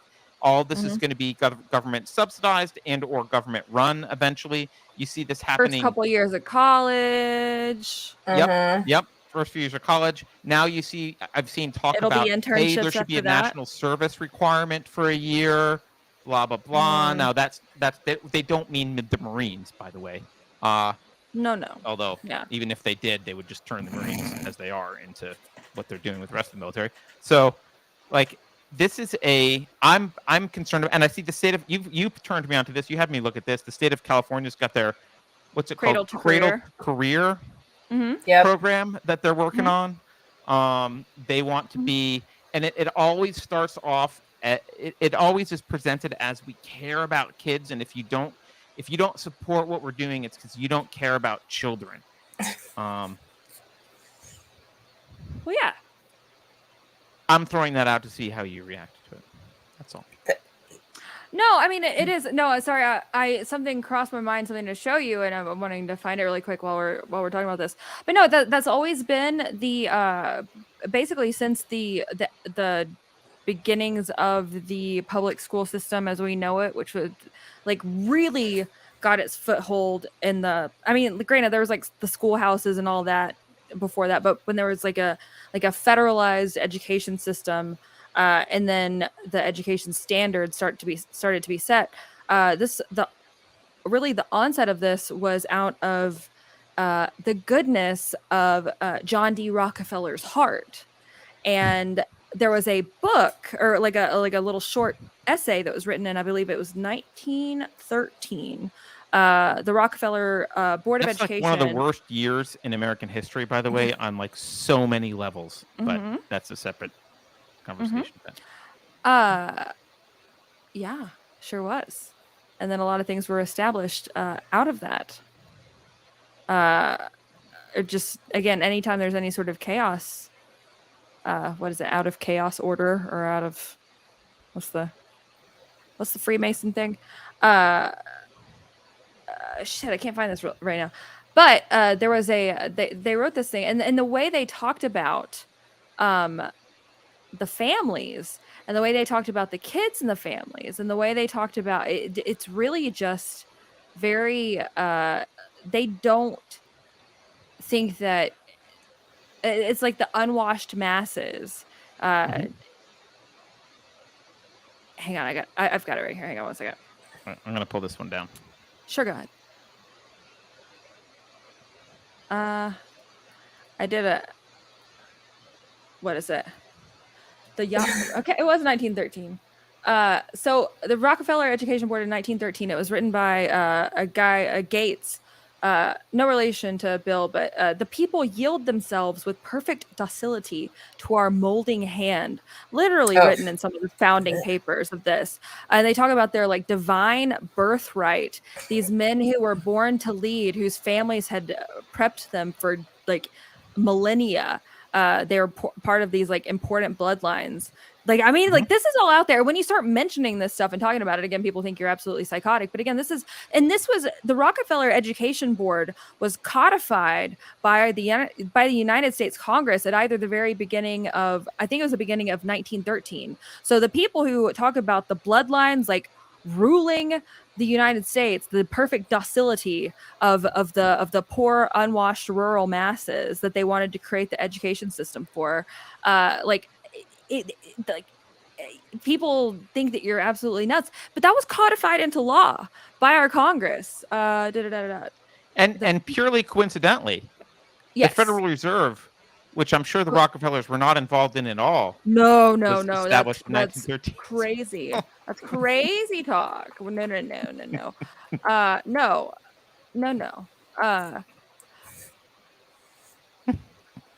And it's not like it's not like the Rockefellers haven't, donated tons of land and amazing buildings and just all the basically created this parasitic relationship with the United States government that carried on. What is it? There it is. The Country School of Tomorrow. I've got to show you this because again, this is how they think about people, how they talk about people, and it's absolutely this holds true to this day. Sorry, I don't like to just paraphrase things, as you all know. I'm a primary source kind of gal, so this is the book. All right.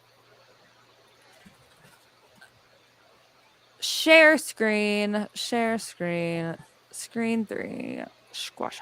There we go. All right, so this is the Country School of Tomorrow, publications of the General Education Board, occasional papers, number 1. First book, Country School of Tomorrow, Frederick T. Gates. Again, no relation to Bill, but facts, man.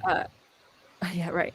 So, in which young and old will be taught in practicable ways how to make rural life beautiful, intelligent, fruitful, recreative, healthful, and joyous. So, again, they go into this talking about just these poor, unwashed, filthy creatures of the South, of these rural areas. And they talk about the Rockefeller Sanitary Commission coming forward to, again, help these poor, unwashed masses, to teach them to bathe, to teach them to treat their injuries, to teach them how to eat, all of these things.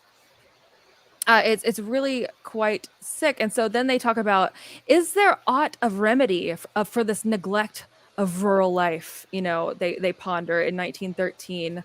Let us at least yield ourselves to the gratifications of a beautiful dream that there is. In our dream, we have limitless resources, and the people yield themselves with perfect docility to our molding hand. The present educational conventions fade from our minds, and unhampered by tradition, we work our own goodwill upon a grateful and responsive rural folk. We shall not try to make these people or any of their children into philosophers or men of learning or of science. We are not to raise up from them authors, orators, or orators, however you say that, poets or men of letters. We shall not search for embryo great artists, painters, musicians, nor will we cherish even the humbler ambition to raise up from among them lawyers, doctors, preachers, politicians, statesmen, of whom we now have an ample supply. So again, this was what was codified into law by Congress, and that it was either the beginning of 1913, in January of either 13 or 12. Like this sort of mentality was codified into law. I gotta find this last page though, or it's right at the very end. I gotta show you one more thing, because it's just about damn near hilarious. Where's that?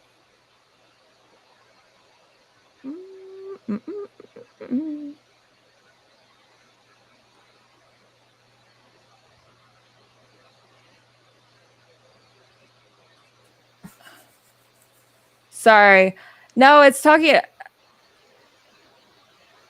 I'll have to find it, but somewhere at the very end, like I said, they talk about being born for this and how their families they were raised for this purpose, again, to lead the perfect docile rural folk. Again, this was codified into law the very same year, and that was the foundations for our education system. It has not really changed since then, whether or not they want to admit it.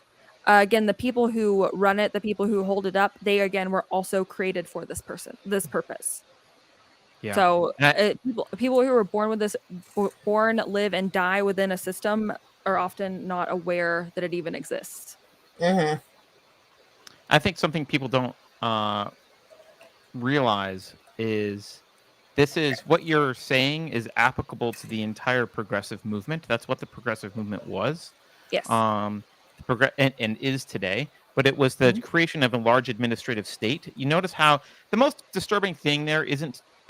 I could imagine seeing a well-meaning person write, "Hey, we should teach these people how to bathe and have hygiene," like just out of our, because they don't apparently. Okay, fine. Like that's like you could say it's condescending, but at the same time, if there is a group of people who you think people in the rural South didn't know how to bathe in the early 1900s, Carter?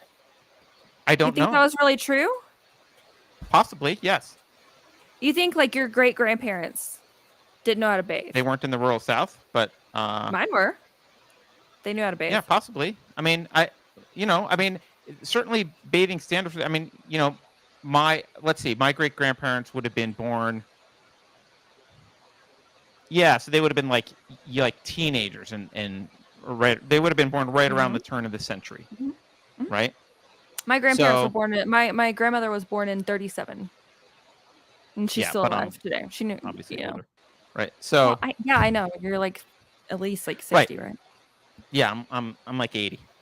So, but look, it is possible that there were large swaths of America, even in 1913, or let's say they based it on the prior 10, 20 years because that's what they knew, who like didn't have hygiene and stuff like that's totally possible. Not that they don't know how, but they don't have the habits. Like, so I'm not like, hear me out. It's one thing to read a document. It's one thing to read a document where someone is saying, "Hey, I think there's a bunch of people who don't have these basic things that need to be taught." Right? I mean, that was the whole purpose, for example, of a lot of what were they called? The schools that they sent Native Americans to was to teach them European culture and be like, okay, look, this is how you read. This is how this is how you have a job. This is just teach them, integrate them into, and people can argue about that one way or another. But you can argue that there is a way to do that in a benevolent way where you can say, okay, well, I'm just trying to help. Where I think that breaks down very clearly in the document is that benevolence shouldn't come with condescension, and it definitely shouldn't come with we're going to mold them and blah blah blah. So that language betrays to me that this is not out of benevolence that this is being done. Right. And the reason I'm bringing this up is because people will argue. People will argue that this was out of benevolence, right? So I don't want to ignore that argument. People will argue that, and I think that where that breaks down is the language that you just read, where it's condescending. They clearly view themselves as a different category. They view these people as pawns to be moved around on a chessboard of their design, and that is that's the most counter-enlightenment thing I can possibly imagine. I mean, it was John Locke who argued against the divine right of kings, right? This is the aristocracy reasserting itself. This is basically the Medicis and the old aristocrats in America, the American aristocrats saying, I don't like this Enlightenment-based no divine right of kings. I don't like that we don't have a class system because I want to be at the top of the class system. I'm rich, so therefore we should have a class system where the rich people and my descendants get to be at the top of it. And if you look into the history of progressivism, this is what progressivism is. It's a bunch of people who knew better, who decided it was their job to mold the rest of us, and what they needed to build in order to do that was a large apparatus of administrative state where they could train up experts in various fields that would manage things. This is the aristocracy, right? This is the aristocrat. This is the class of nobles in France, where the king had the king was in charge, but the nobles administered everything, and only a noble could administer things, and you couldn't get to be the administrator of land if you weren't a noble, right? So that's what this is, and that's what they're trying to codify. It's the most anti-American thing possible, and they've done it successfully. Well, I mean, so take for example, today's a federal holiday, right? It's Labor Day, right? and it's to celebrate the long standing strength of the American worker. And one of the great one of the great developments from the labor movement was the 8-hour workday, the belief that you need 8 hours for sleep, 8 hours for work, 8 hours for recreation. That was established in the late 1800s. Right. And that value has not changed. And there are even people to this very day, a lot of conservative people, in fact, who, if you suggest the idea that working less than 40 hours a week can still lead to the same level of meaningful and the same meaningful productivity in one's life, they reject it outright and don't realize that like sort of 8-8-8 thing is again a century and a half old at this point, and it became the standard and it stayed the standard. Realistically, and one of the things that blew my mind, because I worked in the service industry before I made the jump into I worked for the government contractor as a financial data analyst. One of the things that blew my mind and frustrated me to no end was that when I worked in a restaurant, as a bartender, then I got into management, and then I got into the upper management and opening the restaurants. But regardless, from the moment you walked in that building to the moment you left and clocked out, you were doing something constantly. You were, the mentality of, if you got time to lean, you got time to clean, sort of thing. And when I started working for a government contractor, probably of my 8-hour workday, about 2 of it was spent doing anything meaningful and productive, and the rest of it was just bullshit. So realistically, if you suggested to someone that if you can get the same amount of time work done in a third of the time each week, that I think you should be able to do that. I think it should be more based on meeting goals and standards, but people reject that outright because they were born and live and will likely die within a system that was created to do the 8-8-8 work week. And I fundamentally think that I do think that it's good to have a good regimen and schedule, but there are some weeks where for example, I try to make sure that I work about 40 hours a week, because I think it's good to have a schedule when you have to set for yourself. There's some weeks where I work 80 hours in a week, and there's some where I do a little bit less, and it's more based on what I need to get done rather than a need to sit at my computer for 8 hours a day, because that's what I've always been told I needed to do, if that makes any sense. I don't know. These sort of systems were created for a reason, as to create a mentality that people then think is a value that they should hold forever. And it's really pretty it's hard to unpack and wrap your head around, and maybe it's hard to suggest an overall solution. But I do think one of the best things that happened, which is something that I don't think was really expected or planned on, was a lot of people found out again that they a lot of jobs that always refused to let people work from home had to, because you might go outside and breathe the air and then die, so they had to let people work from home. And I don't think what they planned on, because it was a temporary fun thing. I remember for the first few weeks that we worked from home after my government contractor, we started working from home the first week of March in 2020. So it was super early on, and it felt like camping almost. I was I ordered pizza the first day, stayed in my pajamas. I was oh, this is so fun. But then I established a workflow from home, and I was I really don't want to go back to the office. And a lot of people didn't either, because you don't spend as much time commuting. If I needed to be on a meeting, I could just fix my hair and put on a shirt, kind of thing. It would. It raised I could go and throw a load of laundry in the washer in between sending an email and waiting for our next meeting to start, because God, just as well as I do, contract work is just fucking meetings all day. So I could go throw a load of laundry in the washer, and I didn't want to go back.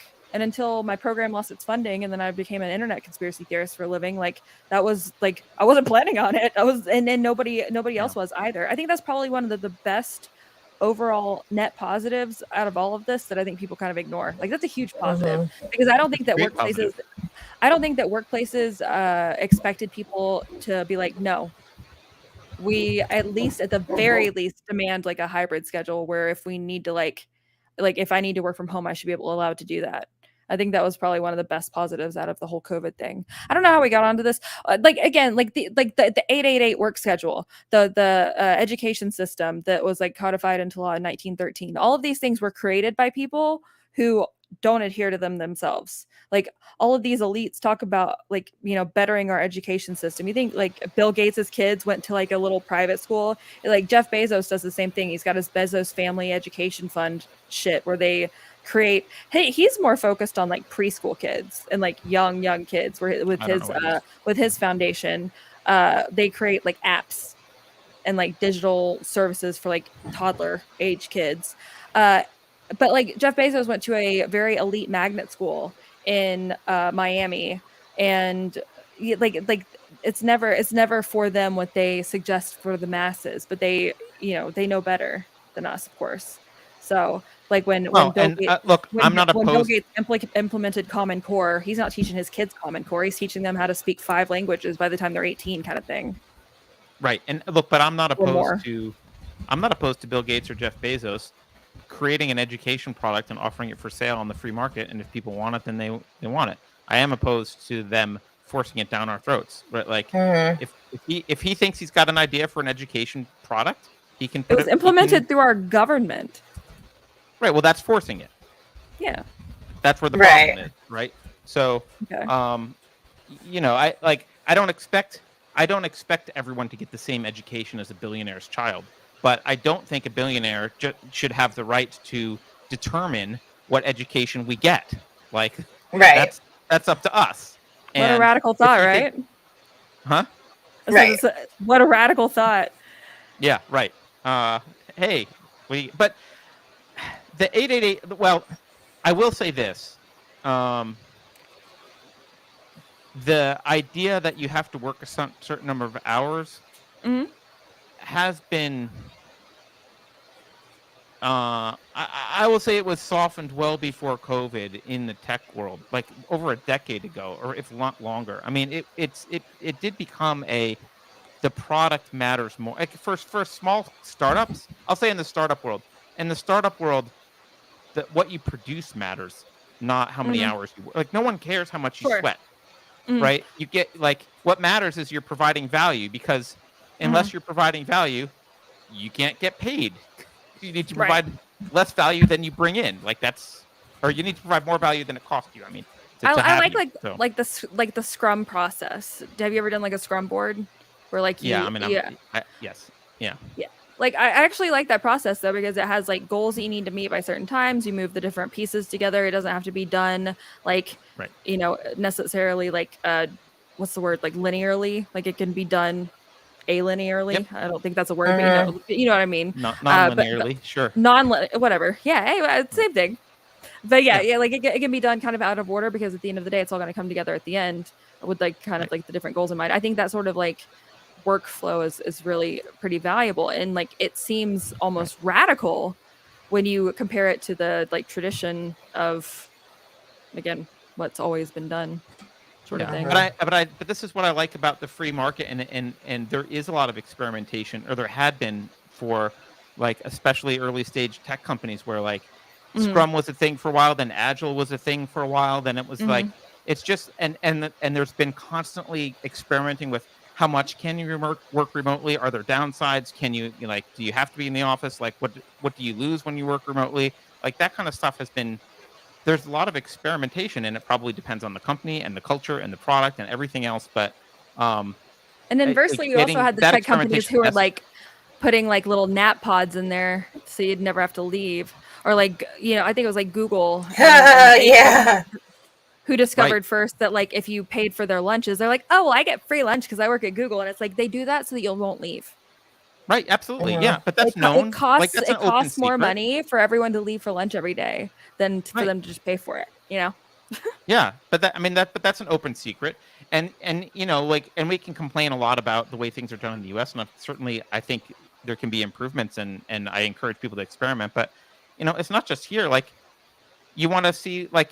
Go to Japan, work in Japan for a while, and then you'll stop whining about an 8-hour day. Like there are plenty of places where an 8-hour day is like a luxury, right? I mean, in Japan, at least as late as, maybe a decade ago was the last time I really worked in Japan, but like you can't leave until your boss leaves, which means until the CEO is gone, no one leaves.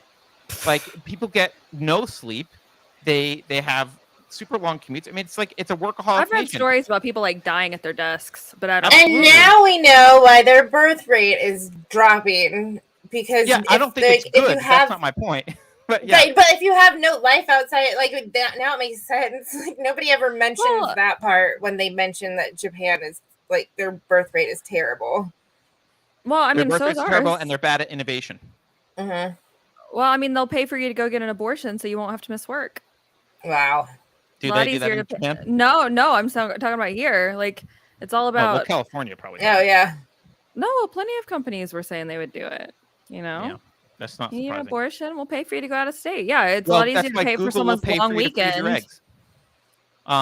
Like a lot of large companies will pay women that work there to freeze their eggs because they don't want them to have kids. And what happens is a lot of women get to a certain age, they get anxious that like if I don't have kids soon, my eggs are going to get old and dusty, and so the company is like, well, we'll just pay for you to take care of that. So just don't stop working. And then of course it doesn't happen never. Yeah. I mean, you could argue that women entering the workforce in general, again, that was another Rockefeller, it was implanted, the idea of women working. A lot of women went to work, particularly in World War II, because they needed to, Rosie the Riveter, that kind of sort of thing. Mm-hmm. But then it became a liberation thing. They wrapped it up in the idea of feminism and women, making their own way in the world and being equal. And apparently what means being equal is going to, again, a Rockefeller designed, school, and then going to a 888 work week, and then letting the state raise your kids. Right. That's liberation. Right. And feminism. Or not having kids at all. Yeah. And Even liberation better. for women became judge yourself by the standards of a male society, and your worth is your paycheck. Right. Welcome to liberation. It's like, well, that's not. There are other options, Yeah. No, it's fascinating. A lot of it does go back to the Rockefellers, though. Yeah, no. Which is funny when you say that, people are like, "Oh yeah, sure, it does." King Vanderbilt Gillette wrote a book about one world corporation and how to get the founder of Gillette. He wrote a book about a one world corporation and how to get to basically one giant new world order, like a new world government. And his whole Bezos took that literally, huh? Well, I mean, he meant it literally. Like what he wanted to do was like what his plan was. Corporations will get larger and larger and larger. Maybe Amazon comes to mind. Larger and larger and larger, subsuming larger and larger parts of the economy. And eventually, they'll start to get so big that they start to merge with governments. And eventually, there'll just be one government and one giant corporation. And they'll be basically the same thing. And that's your world. Like, that's the path to socialism for them. We're already there. Or we're getting close. We're close, yeah. I mean, it's more of an oligarchy, but yeah. Yeah.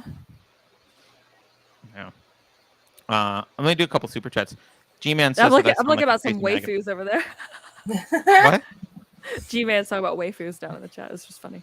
Oh, yes. What else? Okay, so I sound crazy like a MAGA radical. I think that was back when I said something like, you should get to decide what your education of your child is.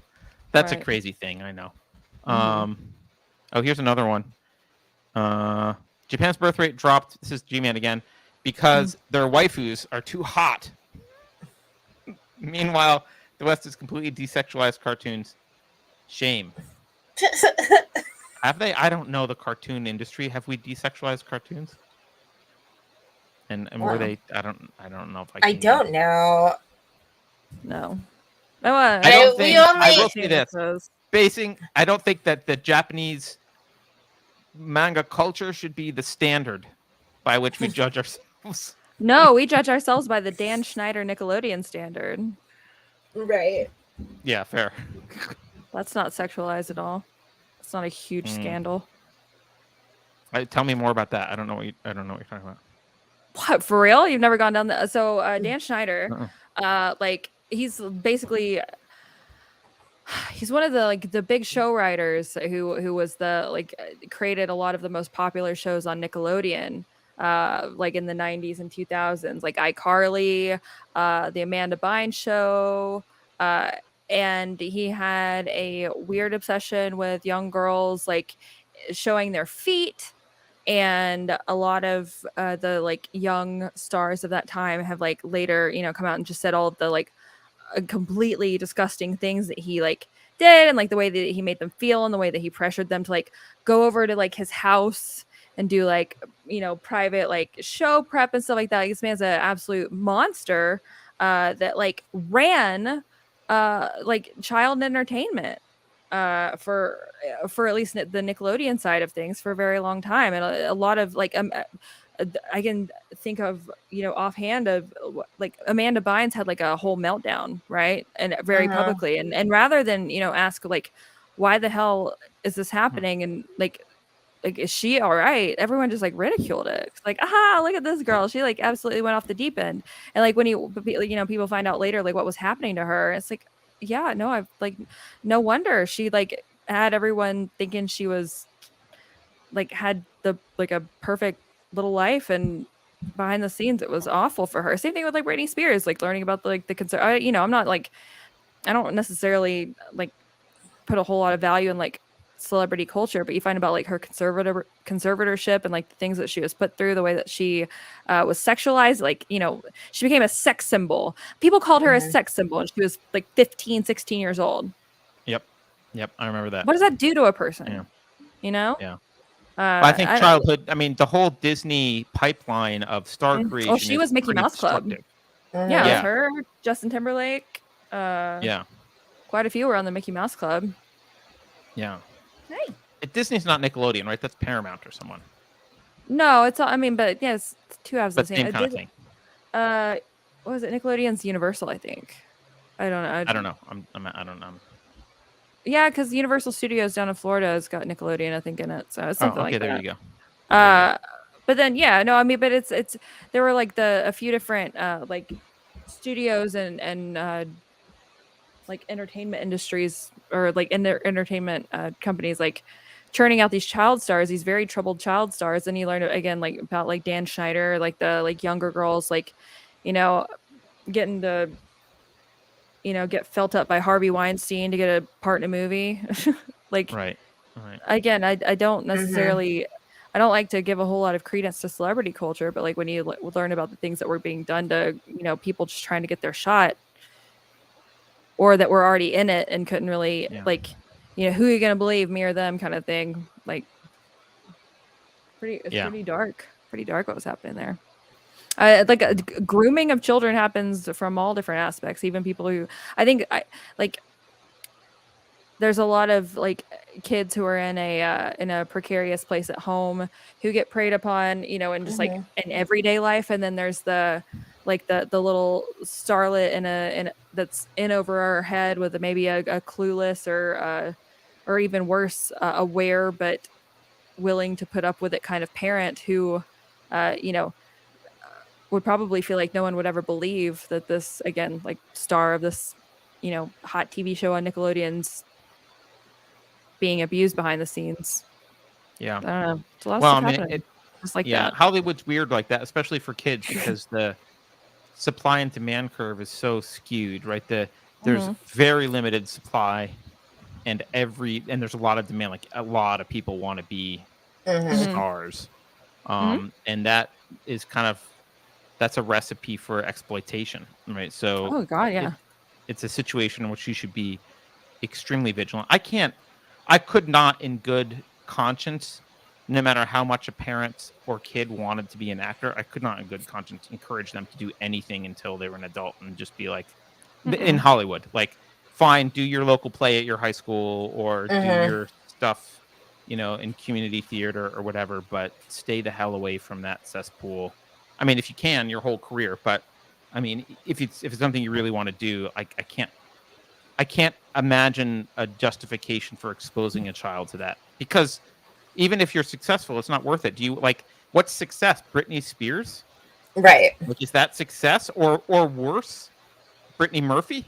Is that success? Mm-hmm. Oh. Yeah. Well, I mean, but that is the kind of when like Juliet and I grew up in the era of like we had the super duper like celebrity at that time. Like it was like the pop star idols, like, you know, like the Britney Spears. It was like Britney Spears and Christina Aguilera, or like kind of, or like NSYNC and Backstreet Boys. It was Brad Pitt and Angelina Jolie, or well, Jennifer Aniston. Like it was the A-list celebrities, and then like nothing else even came close. And as the market became a little bit more saturated with the advent of, you know, one thing about like YouTube, at least when it in its first heyday, like people really could just like, you know, play their guitar in their, you know, bedroom and get a contract. Now it's right, incredibly contrived, but that sort of thing kind of broke the mold. I mean, you know, I'm an asshole in my house in Alabama, and I have a little platform. That like that kind of stuff is pretty cool when you think about it. And it kind of dilutes the pool a little bit. Like if I had to think about right now, like who's like the most like famous person in Hollywood or whatever, like I don't know. I'd probably say I don't even know who I'd say, because like it's there's not really like an it girl or an it guy. But with that, in that vein, the desire to climb your way to the top and the competition has broadened so much that the things that people have to be willing to do to get there, I can only imagine, have gotten worse. Yeah. I mean, know? and our social we're media really get a figures are so foothold much more in that narcissistic. sphere. Yeah. right. And so many more, especially young women, I think, part of their goal involves fame, which I don't know maybe that was always the case and I'm just naive, but I don't, I think my sense is that it's gotten much worse, that if you surveyed people now versus 40 years ago, let's say a 12-year-old, 13-year-old girl, and you survey her about what she wants in life, fame, I think, shows up now a lot more than it would have then. Maybe I'm wrong. It shows up for guys and girls. It kind of like it's like for different things. Like my mom, I'm sorry, no, just a person I know, rather. Sorry, a person I know who was able to take a poll of high school age kids, asked a bunch of high school age kids what they wanted to be, and guys and girls pretty equally, and a pretty large amount said something like, you know, I want to be like a YouTuber or a TikToker, literally. And for the guys, it'd be like, you know, I want to do like a gaming channel. Girls would be like, I want to be an influencer, sort of thing. And granted, this was a while ago now, no longer in that, you know, field or whatever. But that happened a lot. Kids like envision themselves being the next, you know, Charlie D'Amelio or whatever. I'm sure you don't even know. Do you know who that is? She's got like 50 billion followers on TikTok. Not really, but like something like, I think like 100 million. It's insane. Yeah. No, like, but it's something like 100 million. It's insane. Like it's like one of the most followed people on the internet. Like want to be that person, and the whole. Granted, you know, the cliche of you want your kid to grow up to be like a doctor, or a lawyer, like executive or whatever. That doesn't necessarily have to be the case either. But like the desire to be like the coolest kid in the room on the social media of choice, like has definitely been strengthened by that. But also like for you know, in my era, I'd be like, I want to be like the next Mary-Kate and Ashley, or you know, whatever. Right. I mean, Mary-Kate and Ashley like ruled the school back in the day. Then they just but I mean, because of the way they were treated. On this topic, let's see, this is from The Hill, August 24th. So 2 weeks ago. 1 in 4 Gen Zers plan to become social media influencers. Like, well, wow. They think that's a viable career. And I get it. I mean, like, you know, when we were growing up, every guy was going to become the next Eminem. I mean, people grow out of these kind of SoundCloud fantasies. rappers, yeah. Yes. And so many are still up there. It's great. But still, I mean, think about what is an influencer? There's somebody that sells a lie through pictures and videos. Right. Yeah. And then advertisers sell you other nonsense through that person, and that's how they make their money. I mean, it's scary that that is now the like goal. Well, what it is, I think, the generation that claims to hate capitalism. Right. Well, but it's a weird distortion because, from what I look for, as the old guy, from what I can tell, what it looks like is because I got to experience life as an adult before this stuff happened. There was the junior high school drama and like the junior high school way of having social hierarchies and popular kids and all that kind of crap, right? Which was toxic and horrible. That did go away. Like you would grow up and it would be gone. Right. But now it never goes away. Now it just it smoothly transitions into your adulthood because it's online. In fact, it's online from when you're a kid now. So it's like that toxic junior high school culture metastasized into culture at large, and that's everything. That's just this online. Absolutely. It's weird. So I used to look forward to growing up and people not acting like that anymore. And then I did grow up and realized that they still act this way. I was so disappointed, honestly, when I was nannying and I saw the moms acting like middle school girls. And I was like, no, it's terrible. But that really wasn't the way it was like prior to the prevalence of the popularity of the internet. Like when when I grew up, went to college, got a job, you were much more insulated in your community, and not in a bad way, but in like your social life was about people at work and people in your town or whatever that you were hanging out with and doing things with or whatever. And like, that was your sphere. And you might talk politics or there might be other things going on and newspapers, but there was not there was no like Instagram influencer level person. There was none of that dynamic was happening. And that, I don't think that's true anymore. People's lives are, so much of them are online that their social life is not the people at work and the people in their town. Their social life is largely the junior high school cesspool of TikTok or whatever. Yeah. It's a good assessment. Old man. It's a black pill kind of day, guys. Sorry. No, I think it's interesting to just be aware of, like, the landscape's changing, but also, I mean, there is like it's both a blessing and a curse, because the culture shift happens very quickly with the younger generation, and like watching like the different kind of like ripples of like counterculture kind of go through it sometimes is like, it kind of is exciting, like how quickly things can change, how a mentality on things can change. And actually really over the last few days, something is, or well, if not few days, but like over the last couple of weeks, something that's been very interesting is that girl I showed at the beginning of the stream, and if you all weren't here, is the girl on TikTok who calls herself the lesbian Snow White, who her entire page on TikTok is talking about different neopronouns like frog self, dawn self, dusk self, whatever. There's been a big pushback online and elsewhere where I saw, people saying,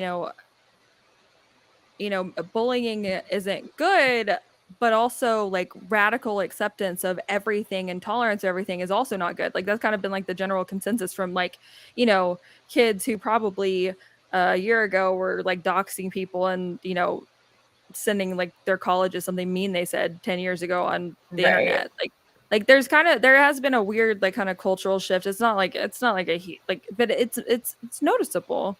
And I think that's one of those things that like the tide can turn a lot quicker now than it used to. And I think that it really just takes holding up a just completely absurd thing and saying, look at what has been wrought out of this just decay of society, like, and people saying, I don't want to be a part of this anymore. I don't want to just accept things out of this this thing that I've been told that I need to be accepting and loving of everyone. Like maybe that's not doing anybody any favors, because it's not. I think there's people that are kind of realizing that a little bit. And I say people, I mean young people. Well, yeah. I mean, certainly I think all it takes is that spark of like thought to like get the ball rolling. So yeah, and memes travel a lot faster with the internet. I mean, memes in the original Richard Dawkins definition. The people who like the disinformation specialists, the Nina Jankowicz of the world, the Lisa Kaplans of the world, the Cindy Otises of the world, they hate memes. They talk about them extensively. They hate the dissemination of memes because they're effective. Satire works. And they usually make a very like snappy point in a bite.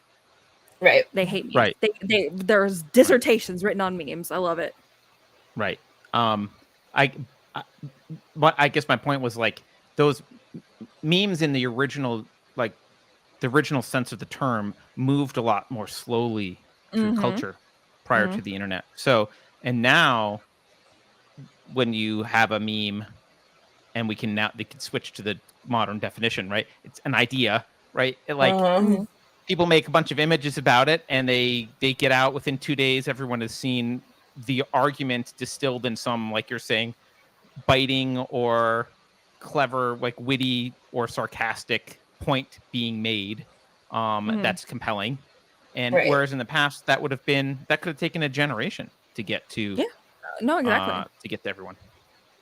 I think that a lot of, I agree. Some of the things do take a generation, but you have a lot of kids that were raised by like the 90s era, or 80s and 90s era, like NPR kind of liberal type people, like who like want to be the opposite of that now, who are becoming older teens and younger 20-year-olds that like, again, you have like the people who were like, yeah, I was raised by like a super like strict, like conservative religious family, and now look at me, I'm like a tatted gay furry or whatever. Like you get the opposite of that too, and I think that it's just interesting to watch the pendulum swing. It is. Yeah. We've been going for 2 hours and 15 minutes. I know that's not long for Elle, but it's long for us. Sorry. No, is there anything that we should have? I mean, I have a bunch of stuff that we could talk about, but yeah, sorry, we didn't talk about it. Like, I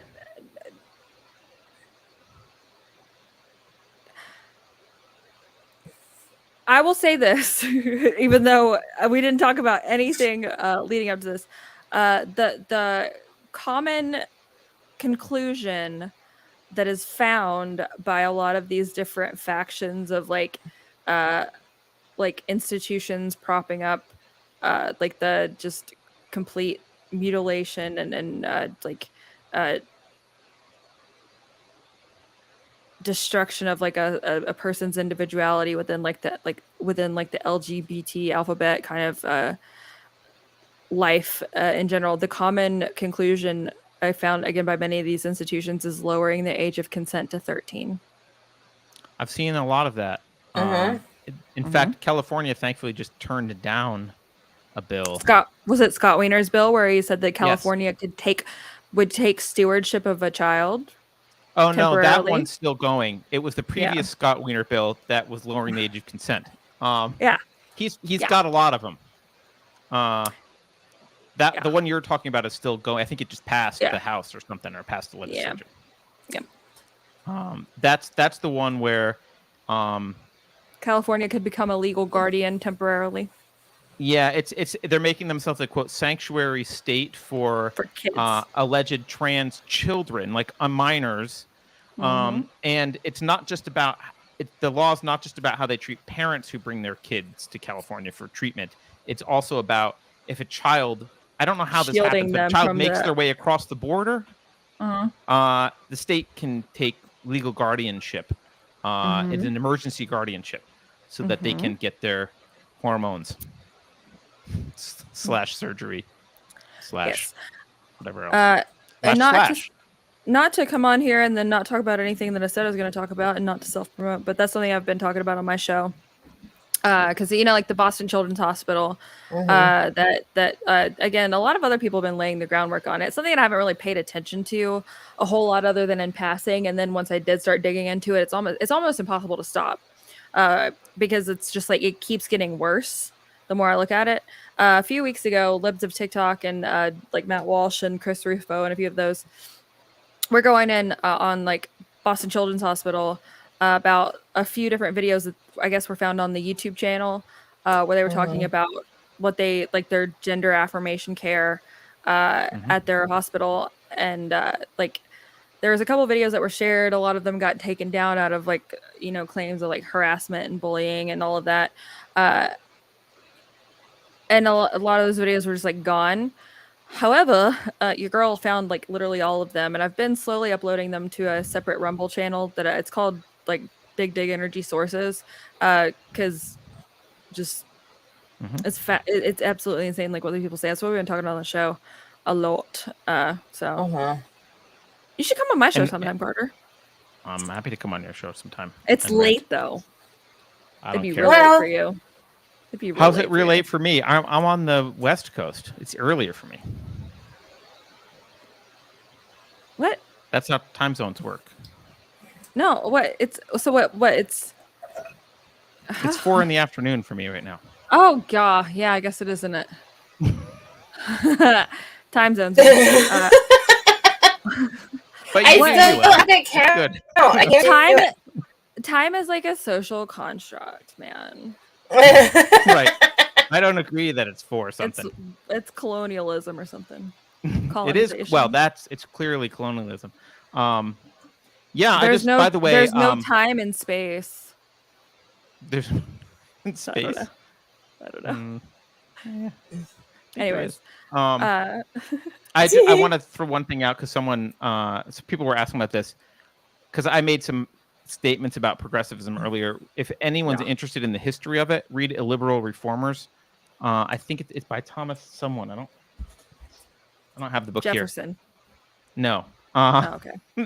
But it is about a history of the progressive movement, and you will see the eugenics, Illiberal Reformers. You'll see the eugenics in it. You'll see the administrative state stuff in it. You'll see the socialism in it, like the Marxists. And this is what the entire modern left is built on. I don't know if you guys can remember 6 years ago. Thomas Leonard. 6 years ago, being a progressive was normal. People would say progressive, and it was like a socially acceptable, normal thing. Maybe it still is, but like progressive is ultimate evil. It's never been good. And you can look all the way back to the history about what the goal of the progressives were. Some of these years that we really hate on, like 1913 and Woodrow Wilson era, he's a progressive. He's implementing the administrative state that the progressives wanted. You can trace a lot of the stuff that conservatives and libertarian-minded people have problems with. You can trace a lot of this back to progressive movement. So I'll Fight You Naked asks if I'm not actually in the room with him right now. I don't get it. Is it funny? I don't know. What? I don't know. Was it like the FDR? Wasn't that like the biggest leap forward in progressive stuff? FDR was a big one, but I would argue Woodrow Wilson's era was possibly worse because you had the income tax amendment, which enables the state, and you had the creation of the Federal Reserve, which enables the destruction of the currency and printing of money. And so without money, the administrative state can't build what they want. They can't build their apparatus without resources. And those two things gave them all of the resources. It gave them a blank checkbook, basically, to do what they wanted. And they've been writing checks in your name since Right. So it's like it maddening when you kind of look back at things that seem so far in the past that they really aren't, but they feel that way. But like they've succeeded in these incremental steps for so long. I mean, over the course of generations, that now it's like everything we're facing started 100 years ago. Yeah. Yeah. I mean, it's when you're we kind of circling back to when Elle was mad at me for being to criticizing conspiracy theories. Mad at you. It's okay. My feelings aren't hurt. It's okay. You're allowed to be mad at me. We're gonna circle back to that point, and the thing I'll say is, you often do sound like a crazy person, unfortunately, when you say, "Hey, this little encroachment, this little thing is on principle bad, and I know you don't see the consequences now, but it's going to have huge consequences later." And people will say, "Oh, you're blowing it out of proportion. That's not what they're gonna. That's not going to happen." Blah blah blah. And frankly, half the time you're dead before that thing happens. Like if 100 years ago someone was saying we shouldn't have the Federal Reserve because what will happen is they'll print as much money as they want and it'll allow the state to grow and do all these things and blah blah blah, and it will enable all this stuff. People would have said, "You're absolutely insane. We just need it to stabilize X and Y and Z, and like you're just being crazy and paranoid." But here we are 100 years later, and all of this has been enabled because of the creation of the Federal Reserve on one of the key things. So. I just dropped a link in the YouTube chat to a full PDF of that book. Oh, cool. There you go. Thank you. I didn't know there was a full PDF online, so. I found it. Of course you did. All right. What else? I guess that's it. Elle, where can they find you? Where can they listen to more of your awesome ranting and throwing sources in their face? Where can they have that done? Well, that's what I like to do. Gab, Truth Social, Rumble, elsewhere. Alrighty. I'm on the internet. Twitch. Where are you streaming? Are you streaming on Rumble only now? I do Rumble, Foxhole, and Odyssey. Okay. Rumble's been really great though. I really enjoy it. So there's some. I mean, like they need to do some work on like their app and the some of the functionality of the site. But it's like the actual like player itself. The fact that like it immediately like archives, then I can embed it. The fact that it it's been so far quite great. I'm optimistic about where Rumble is going to go. Awesome. Hopefully. Good. Yeah, I mean, I agree. There's a lot of clunkiness with it, but I haven't tested like the embed stream and that kind of stuff. So if it's fundamentally like got the video going, that's good. The player itself, like I'm actually really impressed with it. I looked into it. Like the player itself, they put a lot of time and money into. The site itself, the way that Rumble itself like is like a platform works is meh, but the player and like the streaming system itself is like they put the money into that, and I think the site and all of the rest of it will develop around it rather than the opposite. But I would rather have a really I would rather have the really nicely functioning player and then again have the platform get better. Because you have to have a product that works. Are they on AWS or do they have their own? Do they have their own CDN, or do you know how they're doing any of this? I don't know, to be honest. Okay, I could just curious because I could speculate wildly, but I highly doubt it's AWS because it's Dan Bongino and they had all the issues with Truth Social. Yeah, there's not with Truth Social, but with Parler. Mm-hmm. Yeah. So I don't, but I genuinely don't know. I could speculate wildly, but I don't know. All right. Well, we can save speculating wildly for another time, I guess. Yeah, anytime. All right. Well, thank you, Elle. Yeah, I feel like good. Sorry, got off topic, but yeah, I had a good. No, it was fun. Always fun. As a reminder, tomorrow, I don't know if we have 451 degrees tomorrow, but if we do, Alex will host Rebel Civics on Wednesday, Dangerous Thoughts on Wednesday, Token Minority Report on Thursday. That's the stuff. Sorry. Juliet, what else? Is wonderful. You should join our Discord because it's fun in there. That's what I got. I just started participating She writes more. copy for our marketing. Discord. So I think it's great. We jump in there, guys. For some reason, my StreamYard is slow, but I'm going to read a super chat anyway that I'd like to put on screen, but I can't because of my StreamYard. Johnny Boy Crickdraw says, just some money to say thanks. Cool guest, great show, and I like the 2 hours later background. Like SpongeBob? It does look like it. Fair enough. Good run. Right, hours later. Yeah. It's not as bad as that movie AI that was like 2,000 years later. I got up and left the theater when that happened. Was that like, the one I'm with leaving. Like Haley Joel Osment where he's like a little like robot kid? I think, yeah, he's like a little robot or something. Yeah. And it was like this whole story, which wasn't even good. And then it fades out to black and it comes back in and it was like 2,000 years or 3,000, I don't know, some thousands of years later. And I was done. I got up and left. That's horrible. Oh. All right. That's with that said, thank you everyone for watching. Thank you, Elle. Thank you, Julia. Yeah, as always. We'll see you guys later. Good times.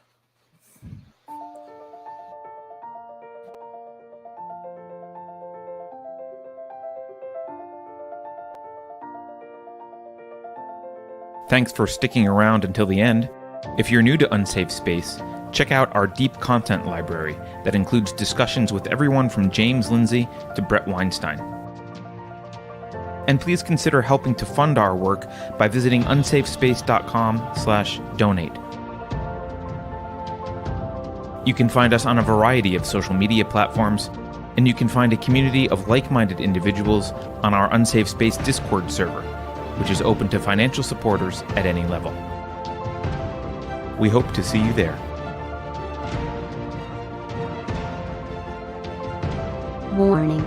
This is an unsafe space. Dangerous ideas have been detected.